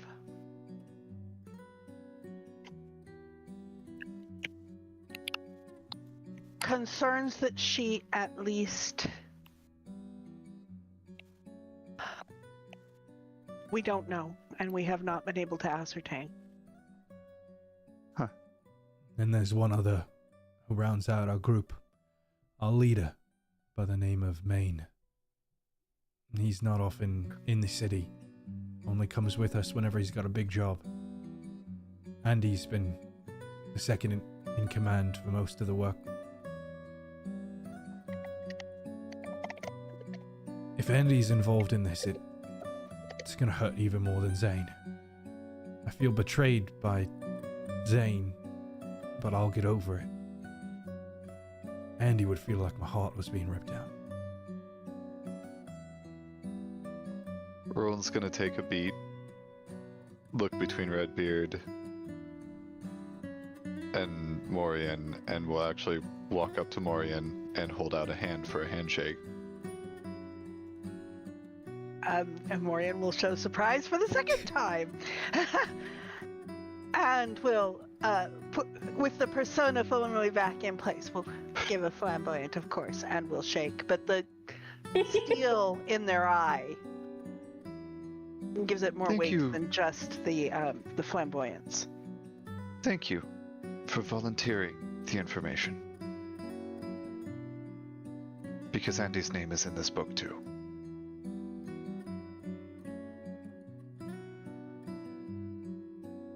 And Morien will even let through sort of an oblique expression of grief while looking straight at Roland before the mask slips back over. Just the name. And what's the context of Mr. Kenneth? Well, so the pop-up, the handout just popped up for me, so I have not read all of it yet. Yeah. I just scanned through. I saw Kenneth and I saw Andrea and went, okay, cool. I have enough to twist the thumb screws. And I closed it. Where do I find that again? He's doing his best. It should be in the journal, and I think it's underneath Carlactin, but I can take a moment and at least read out through these just for everyone's awareness as you all are sharing. But on entry 17, again, this is a partial deciphering of a thick journal, and a journal of some sort of master alchemist. But entry 17 says, the Kenneth alloys resist resonance unless tempered with marrow salts. This creates a refractive substrate allowing enchantments to cling more tightly to the metallic lattice. Notably, the marrow of soldiers slain in battle holds the highest potency, though the provenance must be obscured if ever presented to the guild. Entry 24, sometime later, says Subject Specimen 12, Blade Grass. The growth rate surpasses expectations, 10-fold expansion within an hour when exposed to arterial ichor in the proper capacities. Grass growth hardens as steel when grown, retaining edges sharp enough to fence leather. The spread is near impossible to control with organic material. Rooting nodes resist flame. Recommend containment via petrification wards. Sometime later on entry 29, experiment with symphonic runes continues. When carved in trios, the glyphs resonate, stabilizing otherwise volatile concoctions. I've been blessed with a new apprentice. She did note the patterns resemble those once used in Arani funeral rites. Odd that such solemn geometry should be useful here, but perhaps she will not entirely be a burden. Still, resonance permits the storage of harvested energies in compact crystal vessels. With further refinement, an extensive amount could be stockpiled. Sometime later, entry 31. The circle forbids applications of public testing. They see only destruction, never possibility. True, a single ampoule shattered in a plaza could uproot stone, flesh, bone alike in a large conflagration, yet the formula could be tuned. If I hypothesize a directed channeling funneled through wands or shells would even be able to manifest into directed shapes and patterns. A short time later in entry 36, Andrea visited today. Her questions were too precise. She suspects more than I let on. I trust her far more than her father, but if she knew where these commissions truly came from, I fear her conscience would not permit her silence. And yet, her innovations with conductor stones may be the key to stabilizing the harvest. And the final entry. At last, the fragments align. I record here the structure needed. This is the path for a proper harvest. Should the authorities arrest me or I not survive other inquiries, the pattern requires 3 concentric circles, each inscribed in powdered onyx and quicksilver. The innermost ring must be drawn with blood from the subject, still warm. Between the rings, salt for separation, bone ash for channeling, and crossbar shards for resonance. It goes through the steps of this and highlights that the energy released is immense, sufficient to shatter windows streets away. There is no denying its potency, no equal in lawful artifice. Yet I cannot ignore the truth. The essence screams as it is torn free. The resonance is not silence. It is agony rendered incarnate. I hear it even now when I close my eyes. And yet, the demand grows. Every order that arrives cloaked in secrecy, every vial marked with the claw, presses me further towards perfecting this path. If I do not, another will. Perhaps Andrea. Perhaps history will not remember my hand in this harvest. Perhaps it will. But in either case, these words are the last I will commit. Should any ever find them, let them see clearly that this art is both marvel and danger, and know I have tried to choose a proper course. And there is where the 2 pages are subtly, but noticeably ripped out.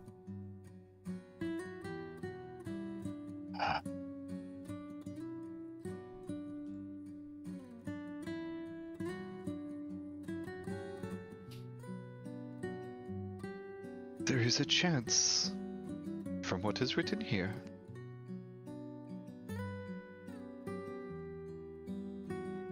that Andy would still be on our side. There is also a very strong chance, from what is written here, that she has succumbed to the draw of the power that this provides. Are there any dates, any indication of time when this was?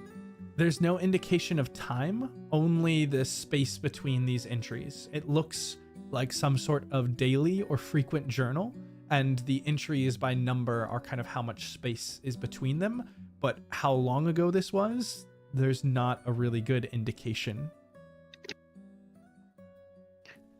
You know, it's sometime within Andy's life. Redbeard, Share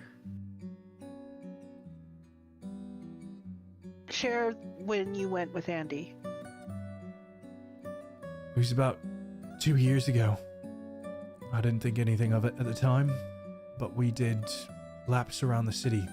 And we visited, I don't know, 4, 5, maybe 6 abandoned locations. In each one, she disappeared for about 10 to 15 minutes, and I was just watching, keeping guard. And one of those locations was that wizard tower that blew up.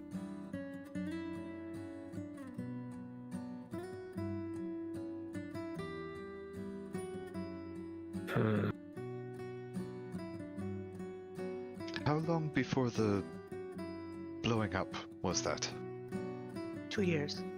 Yeah, it was about 2 years ago. Okay.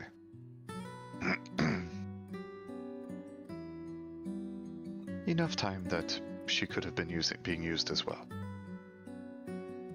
She was at least investigating. We don't know what came of it.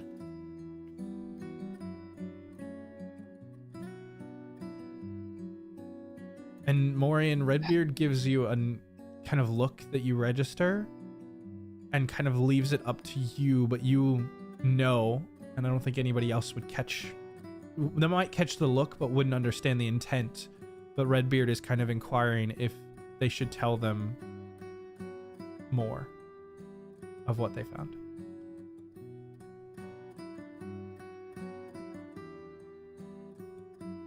I'm trying to think. The stuff with Alma. No. We are not going. No. Alma's distressed enough. Yes, we will, but not right now.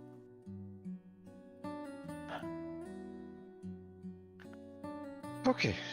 We are.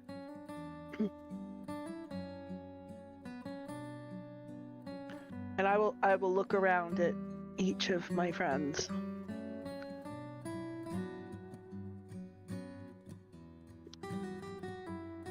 We offer you our services. The 4 of us.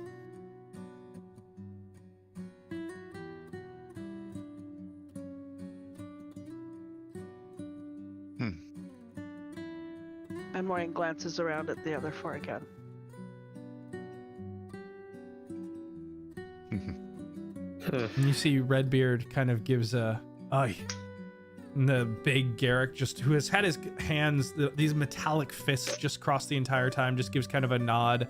And Alma, still kind of on Jasira's shoulder, just kind of gives a slight yes motion with her head as well.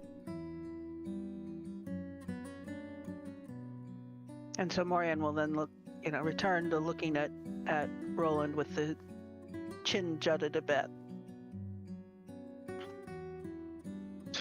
I know how hard that was for you to say. Nonsense, darling. It's as easy as breathing. I feel like you and I both know how difficult breathing can be some days.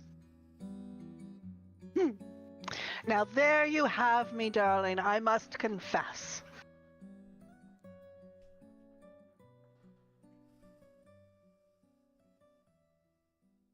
And I probably get a look from Redbeard again telling me to tone it down.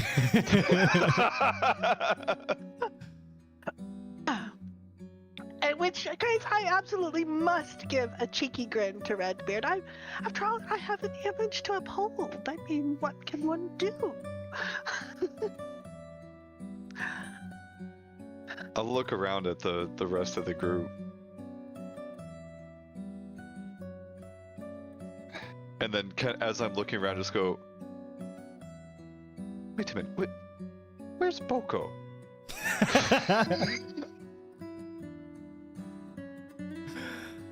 Boko, you have been embedded in a kind of college study group, like cram session, where the 4 individuals are just sharing ideas back and forth, drawing on chalkboards, animating different pieces of arcane ideas, and there are notes flying, and it is a think tank that you are in the middle of right now.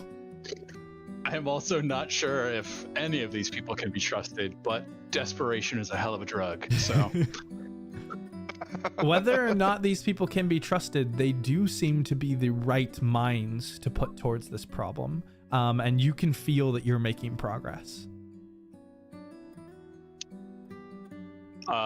If necessary, Boko will also be willing to spend his spell slots to channel the memories of people who have dabbled in artifice or soul exchange before, lending some soul expertise from beyond the veil. And is there a mechanic application to that, or is that just part of the narrative? So part of Boko's expertise is he can spend a spell slot to change what his chimera is, which power his chimera gives, and so essentially looking for either expertise in arcana or religion or anything that would borrowing memories from souls to give him a little extra edge on anything that would help sort of dust off or illuminate the corners of their intellectual exploits. Yeah. Which one are you choosing, arcana or religion? I think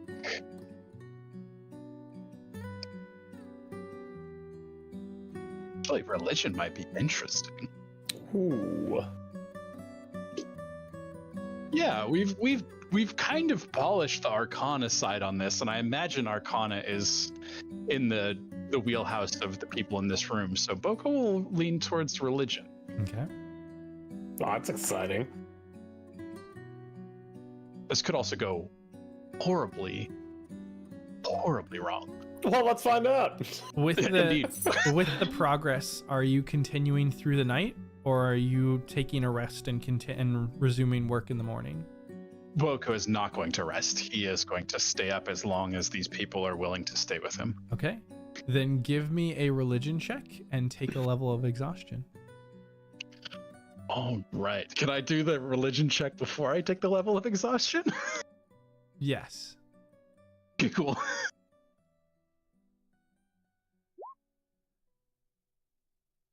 Oh, that's not great. Can I flash of genius that? You can. And I will take the level of exhaustion. Where's exhaustion on the sheet? It is right below the hit dice.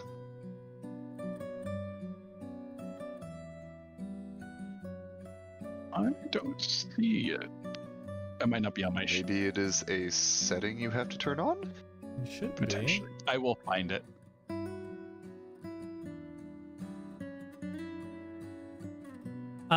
In the meantime, while Boko is there anything else that anyone else is doing during the evening before you all do take a rest? Yep. Found it. Turned it on. Okay. There are two things that I want to look into. Okay. Whether it's just searching my memory or going back to the library for a brief time. The first is probably more of a memory thing, but I want to cue in on the mention in the book of the circle. Okay. And I'm wondering if there's a tie between that term and the blood of Vol. Okay. And then I also want to hone in on the Ireni funerary rites, and specifically the Ireni themselves, where they came from, and see if I can draw a connection there. Even if it's like going, it seems like a very obscure topic, so possibly if the library has records of people who have done past research on them, then that would be helpful in putting out more red threads on the wall. Yeah. Give me 3 checks then here. Give me a religion check, a investigation check, and a persuasion check. Are all of these in the library? Yes. Excellent.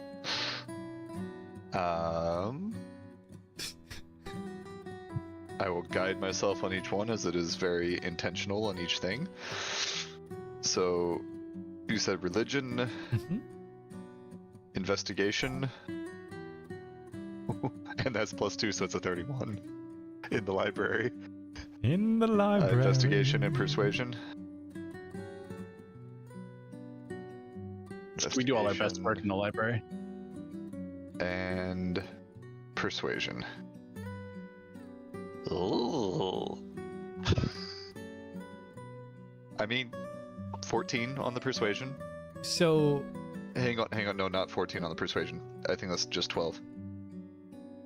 Acquire or recall information is the +2.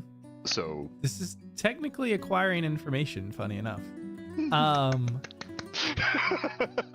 You know, you gotta flex your muscles and what you build for every once in a while. So what you end up going in, my favorite terrain is library. You do kind of take a group and everybody half stays together, but also kind of moves in these groups as they're finding information.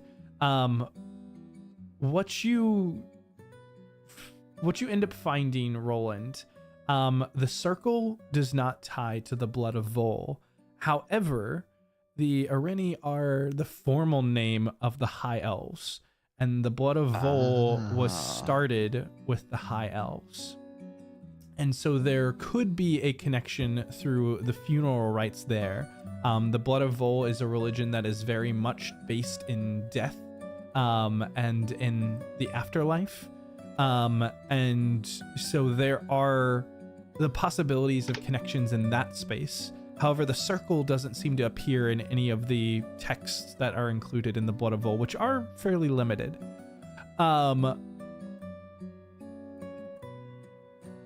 When you go and talk to the librarians, they're hesitant to kind of give you any insight into specific research and who checked things out, kind of inquiring on what authority.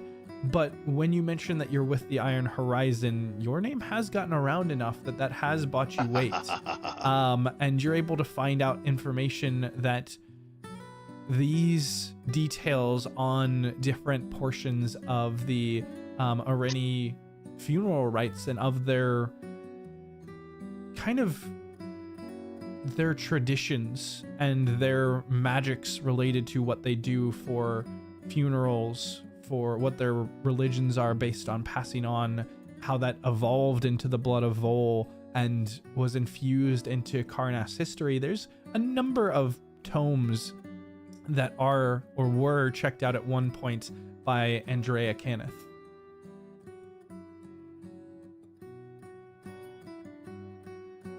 So that confirms that suspicion.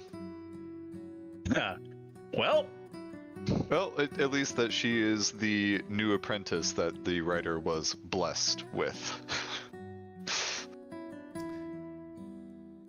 The Schultz, Rennie, Rhea, the three of you kind of seeing and observing all of this more than being active participants. Is there anything that any of you would like to be doing this evening?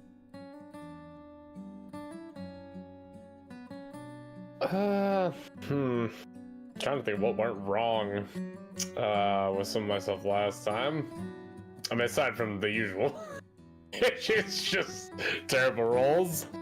I would probably look to, well, to be honest, I don't know if I can get anything else on this whole lightning bit that seems to keep rearing its head, like, just within. That's a good point. The Schultz, what you've noticed over the past few days, what started out in your chest as kind of a small, but almost looked like a colored tattoo, has now actually spread out, almost like, in a way, they're almost like wings. This like blue and arcing yellow that is kind of spread out from your sternum across your pectoral muscles that are embedded like muscle on the outside, where it is considerable across your chest, and you're kind of like feeling this thrum of power that has been expanded in you after activating it.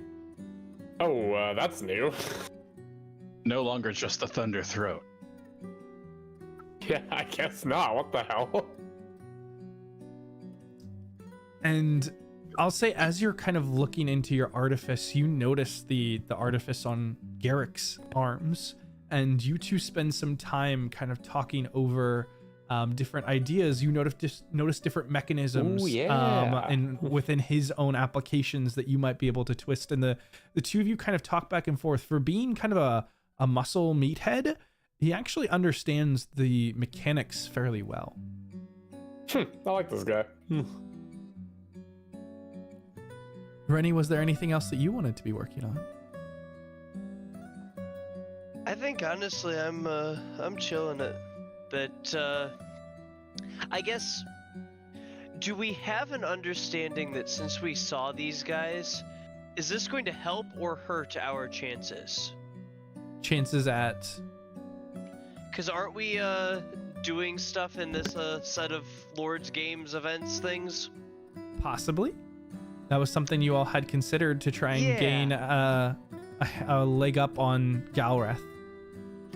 Yeah, so do we think that there's any change in our chances, or do you think we could do anything to manipulate them now that we know who the other judge is? That's a great idea, and certainly something that you can consider. You know that some of the emissaries have already arrived, and that there is a large procession expected tomorrow that kind of builds up into the sign-ups for all of the groups who will be participating. I think I would like to attempt to stack the deck in our favor. Okay, and what is your idea there? So, what kind of people are these plains folks who so presumably this lord's from that plane, right? Mm-hmm. What are they like? What do we know about them? The Talenta Plains have a very few actual settlements that are run by halflings, but most of the Talenta Plains is actually a desert, and so there are multiple nomadic caverns or caravans, nomadic caravans that roam the area, and so it's likely that is one of the lords that would come in. There's not really a ruling body of the halflings. They're more of a open community. Are they known for liking anything particularly interesting or peculiar?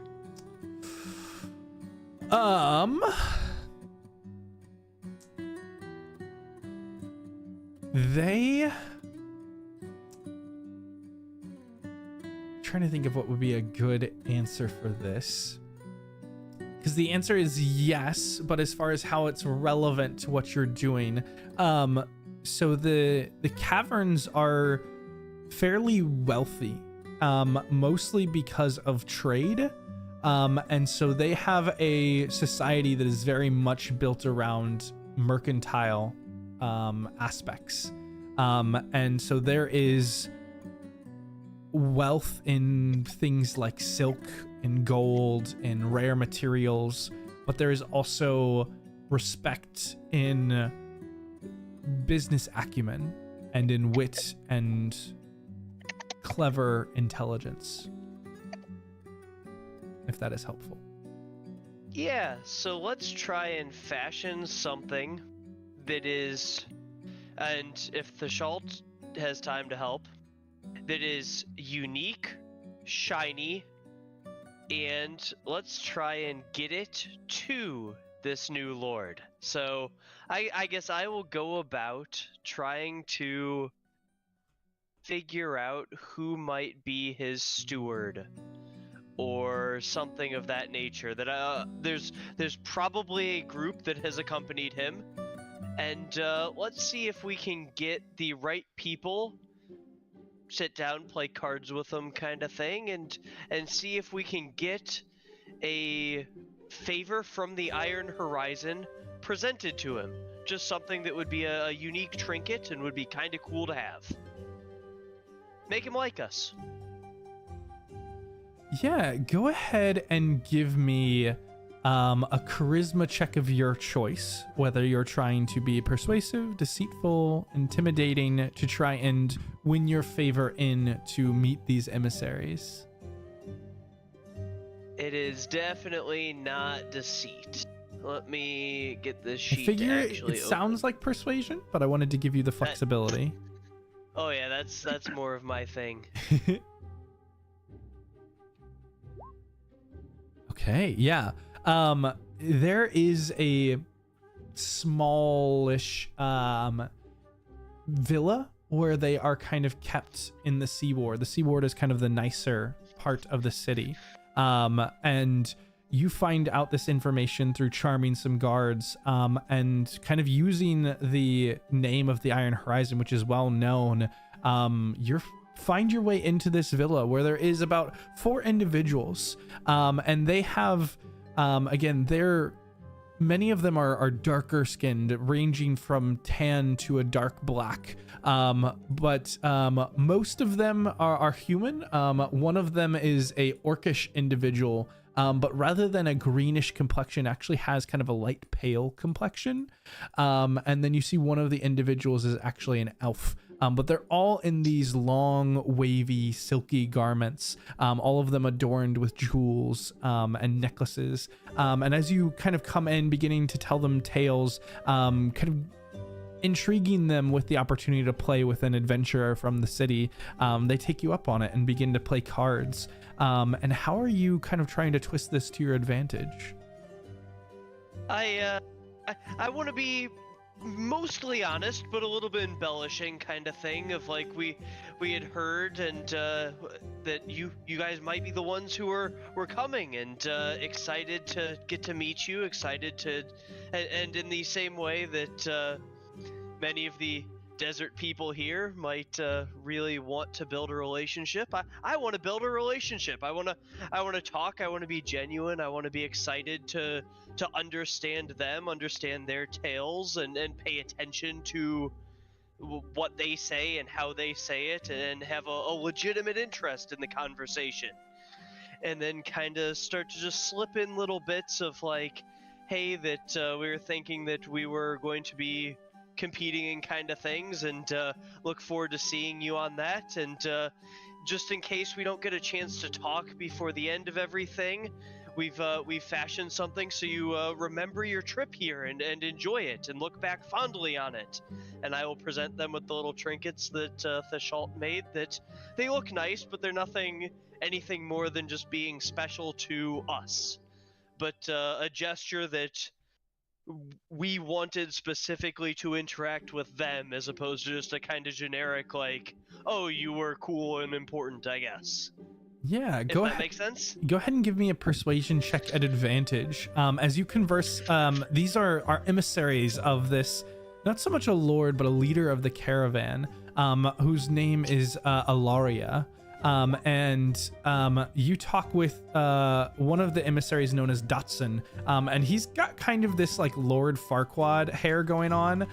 He doesn't seem to be the most suave individual, but there's an intelligence behind his eyes, and an intense curiosity. And Dotson kind of is excited at these gifts, and certainly promises to pass them on to Alaria when she arrives on the morrow, but also encourages you to watch out and find an opportunity to try and gain their favor, as their lord will be looking, just like all the others, to bestow favors upon contestants in the games. Excellent. It's been a pleasure. Thank you so much. The pleasure is all mine. Please, feel free to grab a drink with us any of the nights we are here. You don't have to threaten me with a great time. I would be happy to.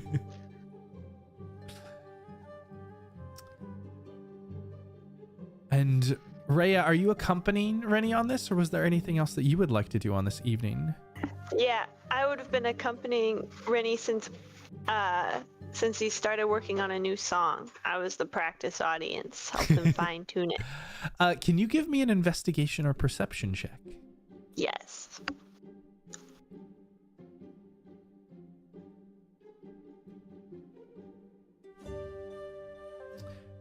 through these interactions with these individuals, you do pick up a couple of times that while these are told to be emissaries, politicians, or nobles, multiple of them are armed with hidden blades and seem to be more dangerous than they might at first appear. Ah. For Cover. For Jasira, is there anything that you would like to do? And you said that you were mostly meditating? Yes. So, kind of with what Roland and Jasir were, mostly Roland, were able to discover today at the library. She's going to try to take that information and just kind of like try to focus on her, like that dream, that sequence where presumably the Bane of Thrain was about to murder the prince, and just try to look inward, see if she can. She's just kind of like reaching out, I guess, reaching her soul out, seeing what may or may not come to her. A little bit of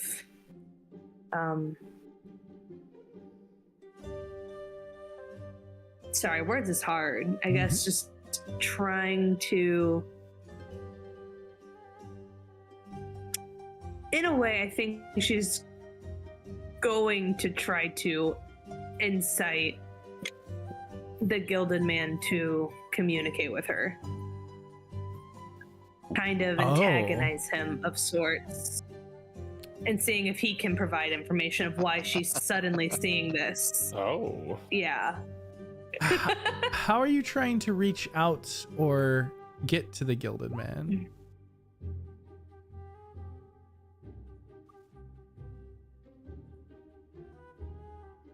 Her thought process kind of is going from, what is this dream? What's significance? Who is this dragon? And who is this Bane of Thrain? And then jumping into, oh, you always come at the worst time, and now you can't be here when I actually need it. I need information. I need to know something. You son of a bitch. What happened? Who are you? What hold do you have on me? And she's just kind of, I guess, really just kind of ranting to herself, to the void, to hopefully him. And I just kind of picture in her meditative state, she might even, I don't know how to describe the hand, but the kind of finger, or the thumb and forefinger, the index finger are kind of pressed together. The rest are kind of fanning outward. She's meditating, but there's such force and such rigidity to it. And she's trying to kind of balance the rage while also have just the slightest bit of composure.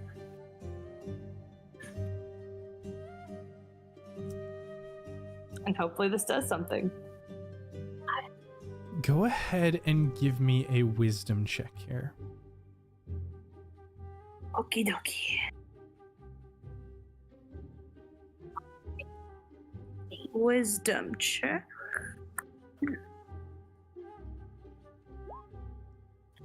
Garbage. Hopefully it's what I want. Do you have inspiration?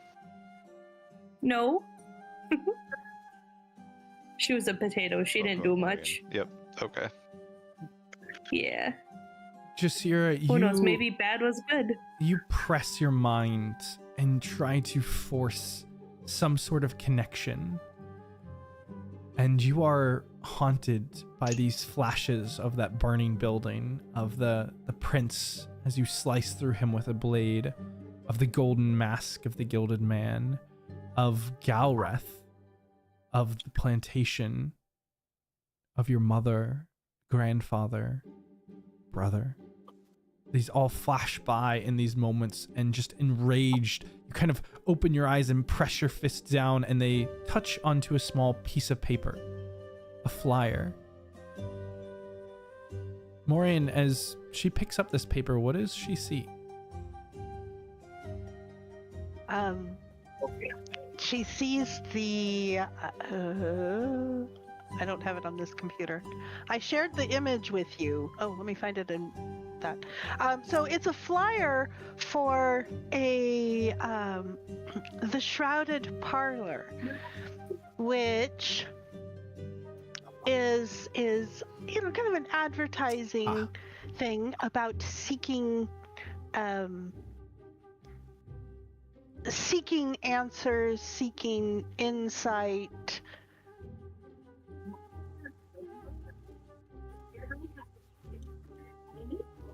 Lore. I'm not finding where I sent it to you. I got it. It's in the lore. There we go.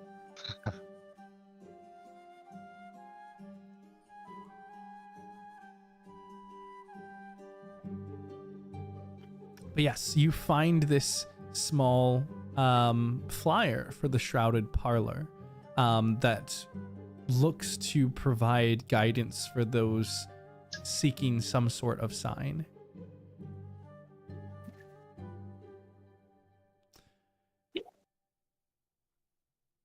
And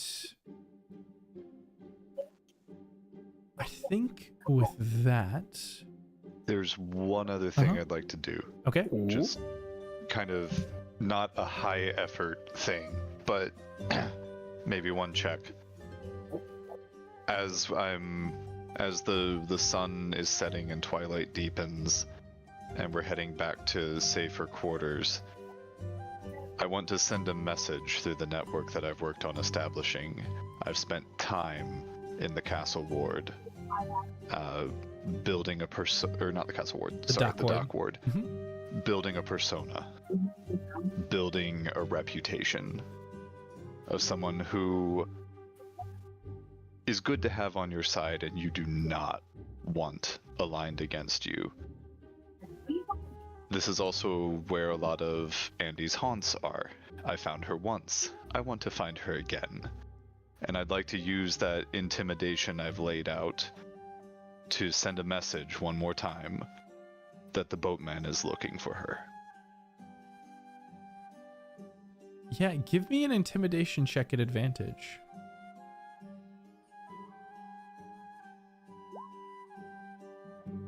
And I'm going to use my inspiration to roll it again. Is it just 1d20? Yeah. Just to see if I can get higher. Yeah. Okay. Sure thing. I'll turn off the guidance and see if I can get higher on the d20. I cannot. So it's a 28. Inspiration really doing us dirty. Yeah, tonight is not the night for inspiration. But I want the whispers running through the streets, and so that anyone who saw anything and has any information feels an urge to let me know. So just a urge. What I will say immediately is that just within this day, you're able to understand very clearly from the responses that you get that Andy is not in the dock ward like she usually is. Okay. And you might get more information than that over some time. You've set the hooks to find where she might be, but someone would have more people would have seen her to know if she was in the dock ward. So you set the hooks and you know at least one spot where she is not, for sure. Let's see if someone takes the bait. Mm-hmm.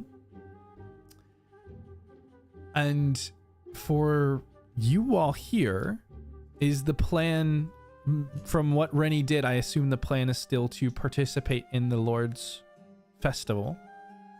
Is that correct? Tentatively. Okay. I'll feel really silly if not. Yes. Then- Currently, we're also looking at plans to harvest a crowd, so we might need to have an alternate plan alongside of it. Sure. I will say that at least for now, you all know that the next day is the kind of big ceremony that starts things and where these groups begin to sign up. And so we should definitely sign up. Yeah.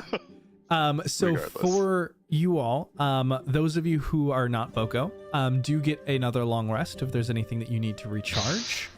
And the next day you all kind of go out with most of the city to gather along the high road, where early in the morning there begins to already be this travel that is coming through of people from far off on the Talenta Plains.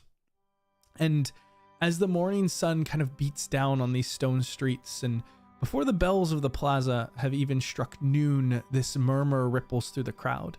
Heads begin to turn towards the gate as the sound of drums and flutes and rattling beads swell like a storm rolling nearer. And you all begin to see not wagons, not horses, but giants on the move. Vast, scaled beasts that walk on 2 or 4 legs, tails like whips behind them, necks bobbling with reptilian grace, their skin gleams like polished leather, patterned in stripes and models of crimson, ochre, and deep green. Each thunderous footfall rattles cups on tavern tables. These are no beasts of burden from city stables, but creatures of legend. These are the dinosaurs of the Talenta Plains. The hell? Oh my goodness, oh my goodness, oh my What? goodness. I have one. Atop their backs sit great wooden platforms hung with bright silks and painted hides, forming shaded pavilions that sway with each step. Musicians beat hand drums beneath fluttering pennants, while children toss flower petals from railings high above. The air is alive with laughter, the chiming of bells, and the strange shrill whistles the handlers use to guide their colossal mounts. The convoy winds into the city like a festival unto itself. Lean, sun-worn riders in layered leather guide smaller, faster beasts, some with snapping jaws like wolves, others with curving talons clicking against the cobblestones. The riders sit proud, adorned with bone charms, feathered headdresses, and jewelry hammered from copper, silver, and gold. Their caravan announcing not only just their arrival, but the presence of a people older than empires. For most of the city, this is a first glimpse at the wonders whispered in tavern tales. Beasts that could bite a horse in two with teeth like daggers. Beasts that could carry entire families on their backs in moving fortresses of wood and silk. And beasts that can outrun a galloping rider with nothing but muscle, sinew, and fury. The crowd gasps, cheers, and some even shrink back as one long-necked giant leans low to peer at the gawkers with curious saucer-sized eyes. The smell of dust, leather, and spiced meat follows this convoy, mingling with the familiar smoke of the city's forges. The Talenta Plains have come for the Lord's festival, bringing with them not just their strength, but the spectacle of another world.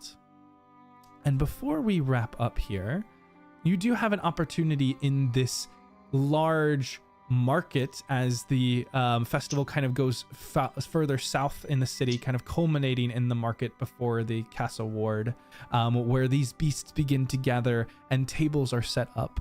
And you see adventuring groups coming from far and wide to place their names down in the Lord's festival. Some who are local to the city, some who are from Karnath, and even some who appear to be the Talenta's own festival participants. As you kind of look over, you all are kind of waiting in line. You see a group of 3 who are kind of standing next to you. One a bit larger human individual in thick, heavy plate armor. A dwarven man with kind of a bristly, yellowish beard and large goggles with a massive tome on top of a pack on his back. And then a tiefling girl, reddish skin, kind of platinum hair, a kind of a lantern at her side, a scroll kind of in her hands, and some of these spiraling tattoos up her arms. The 3 of them kind of wait with anticipation and look over. The man kind of at the back, kind of standing well over 6 foot tall, looks at you all. I have to admit, I'm a bit worried about this one. And kind of looks down at his two companions before turning back over to you all. Have you all ever entered the festival before? This is our first year.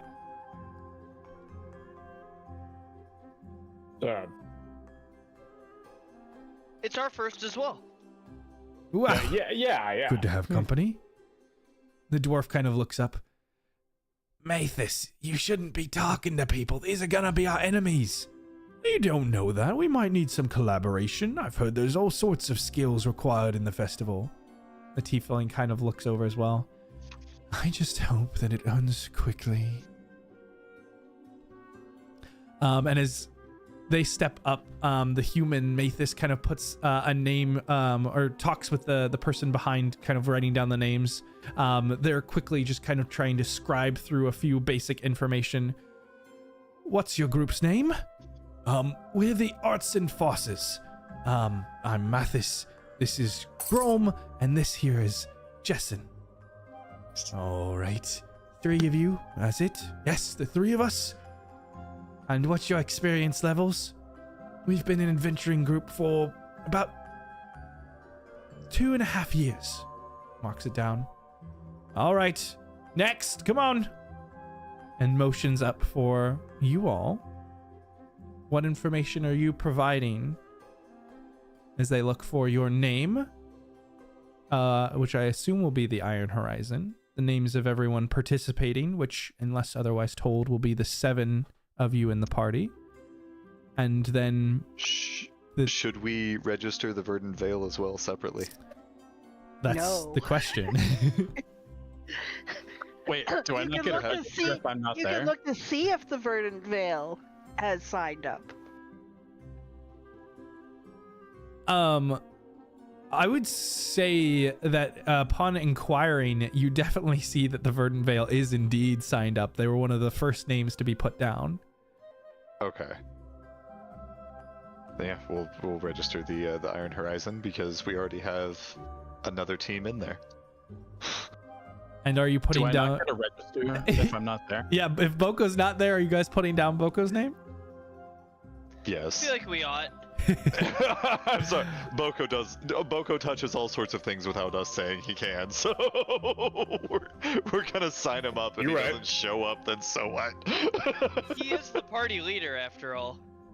Please tell me you say that in character. I just need to imagine Roland like hitting the fucking ceiling.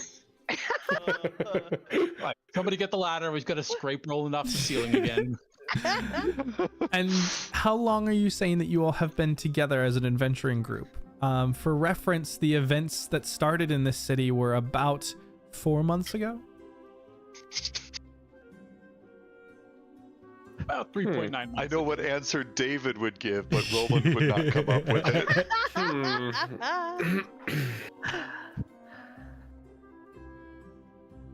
I mean, I suppose we could just be honest with it, but, I'll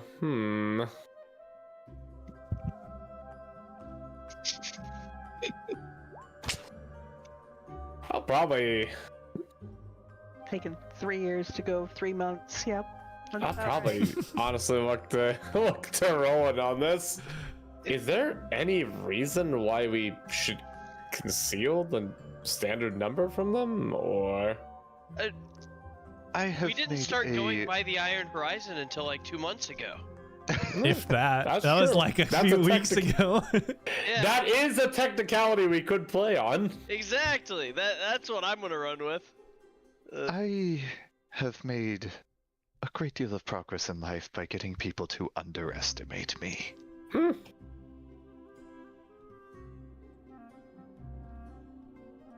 Well, what say you? Yeah. We started going by the name the Iron Horizon like a month ago. You Just see like that? relisting a house so that it doesn't look like it's been on the market for as long. Exactly. See, it's fine. Wait, how long has the Verdant Veil been together? Can you peek? You know? And who's listed? 17 years. Yeah, the Verdant Veil has been together for. They're listed as 3 years. And it has the 7 of them listed as well. because as far as including Zayne. including Zayne. As Including far Zayne. as whoever signed them up, they don't know any differently.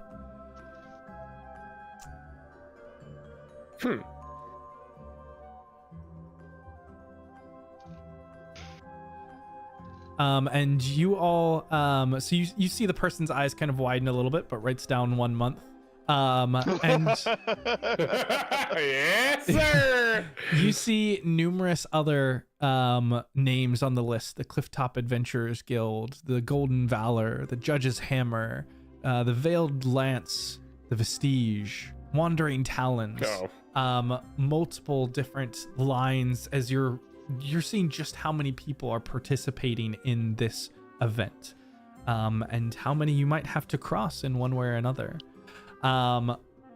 But things eventually come to some sort of culmination as everyone is kind of gathering around for the kind of formal commencement of at least this celebration for the events that will begin early the next morn.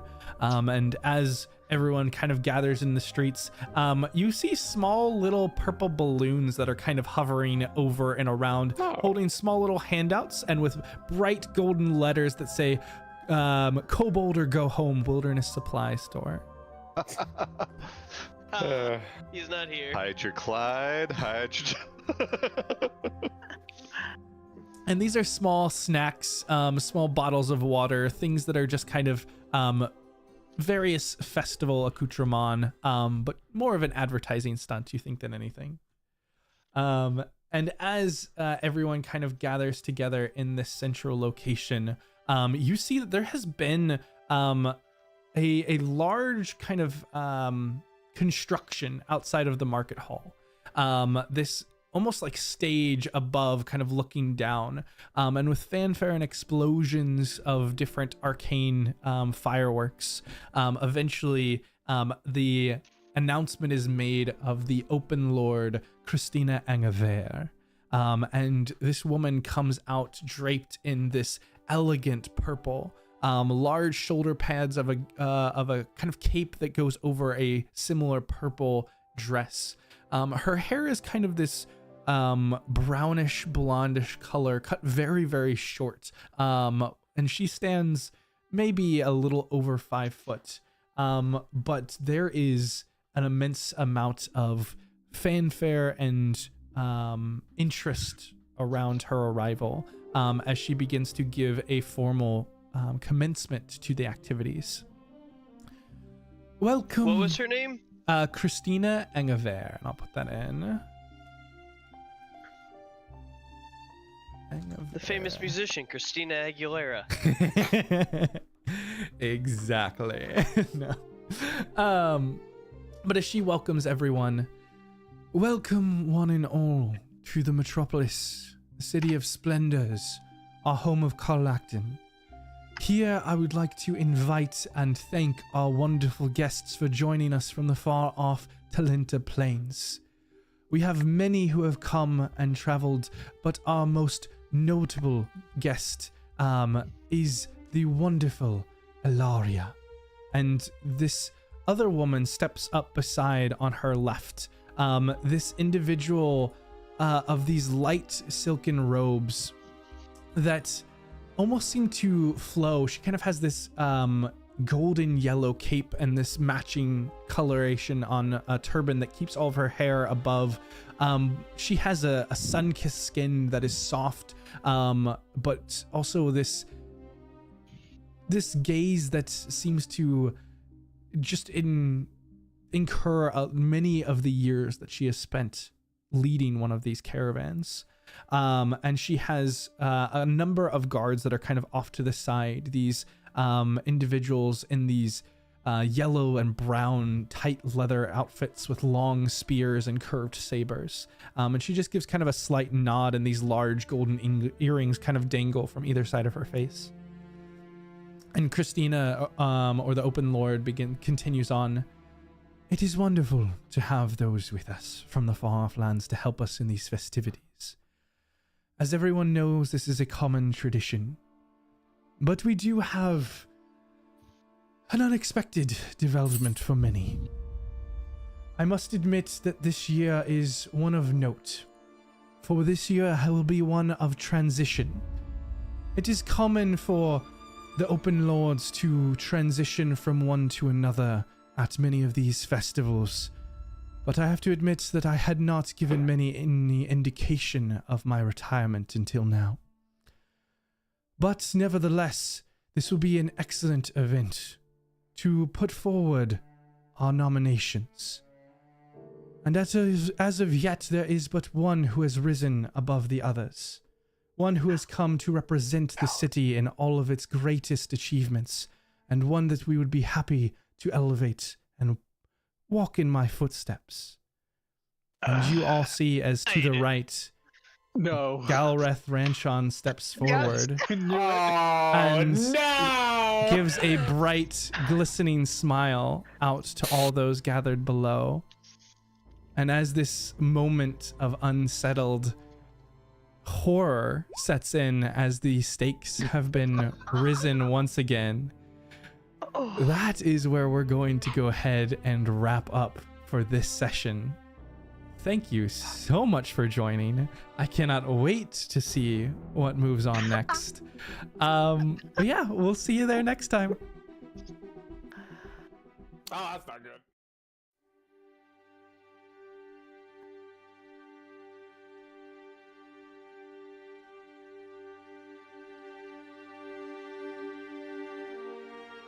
That collectively, you and I have not had the polymorph spell. We have dinosaurs. Yeah.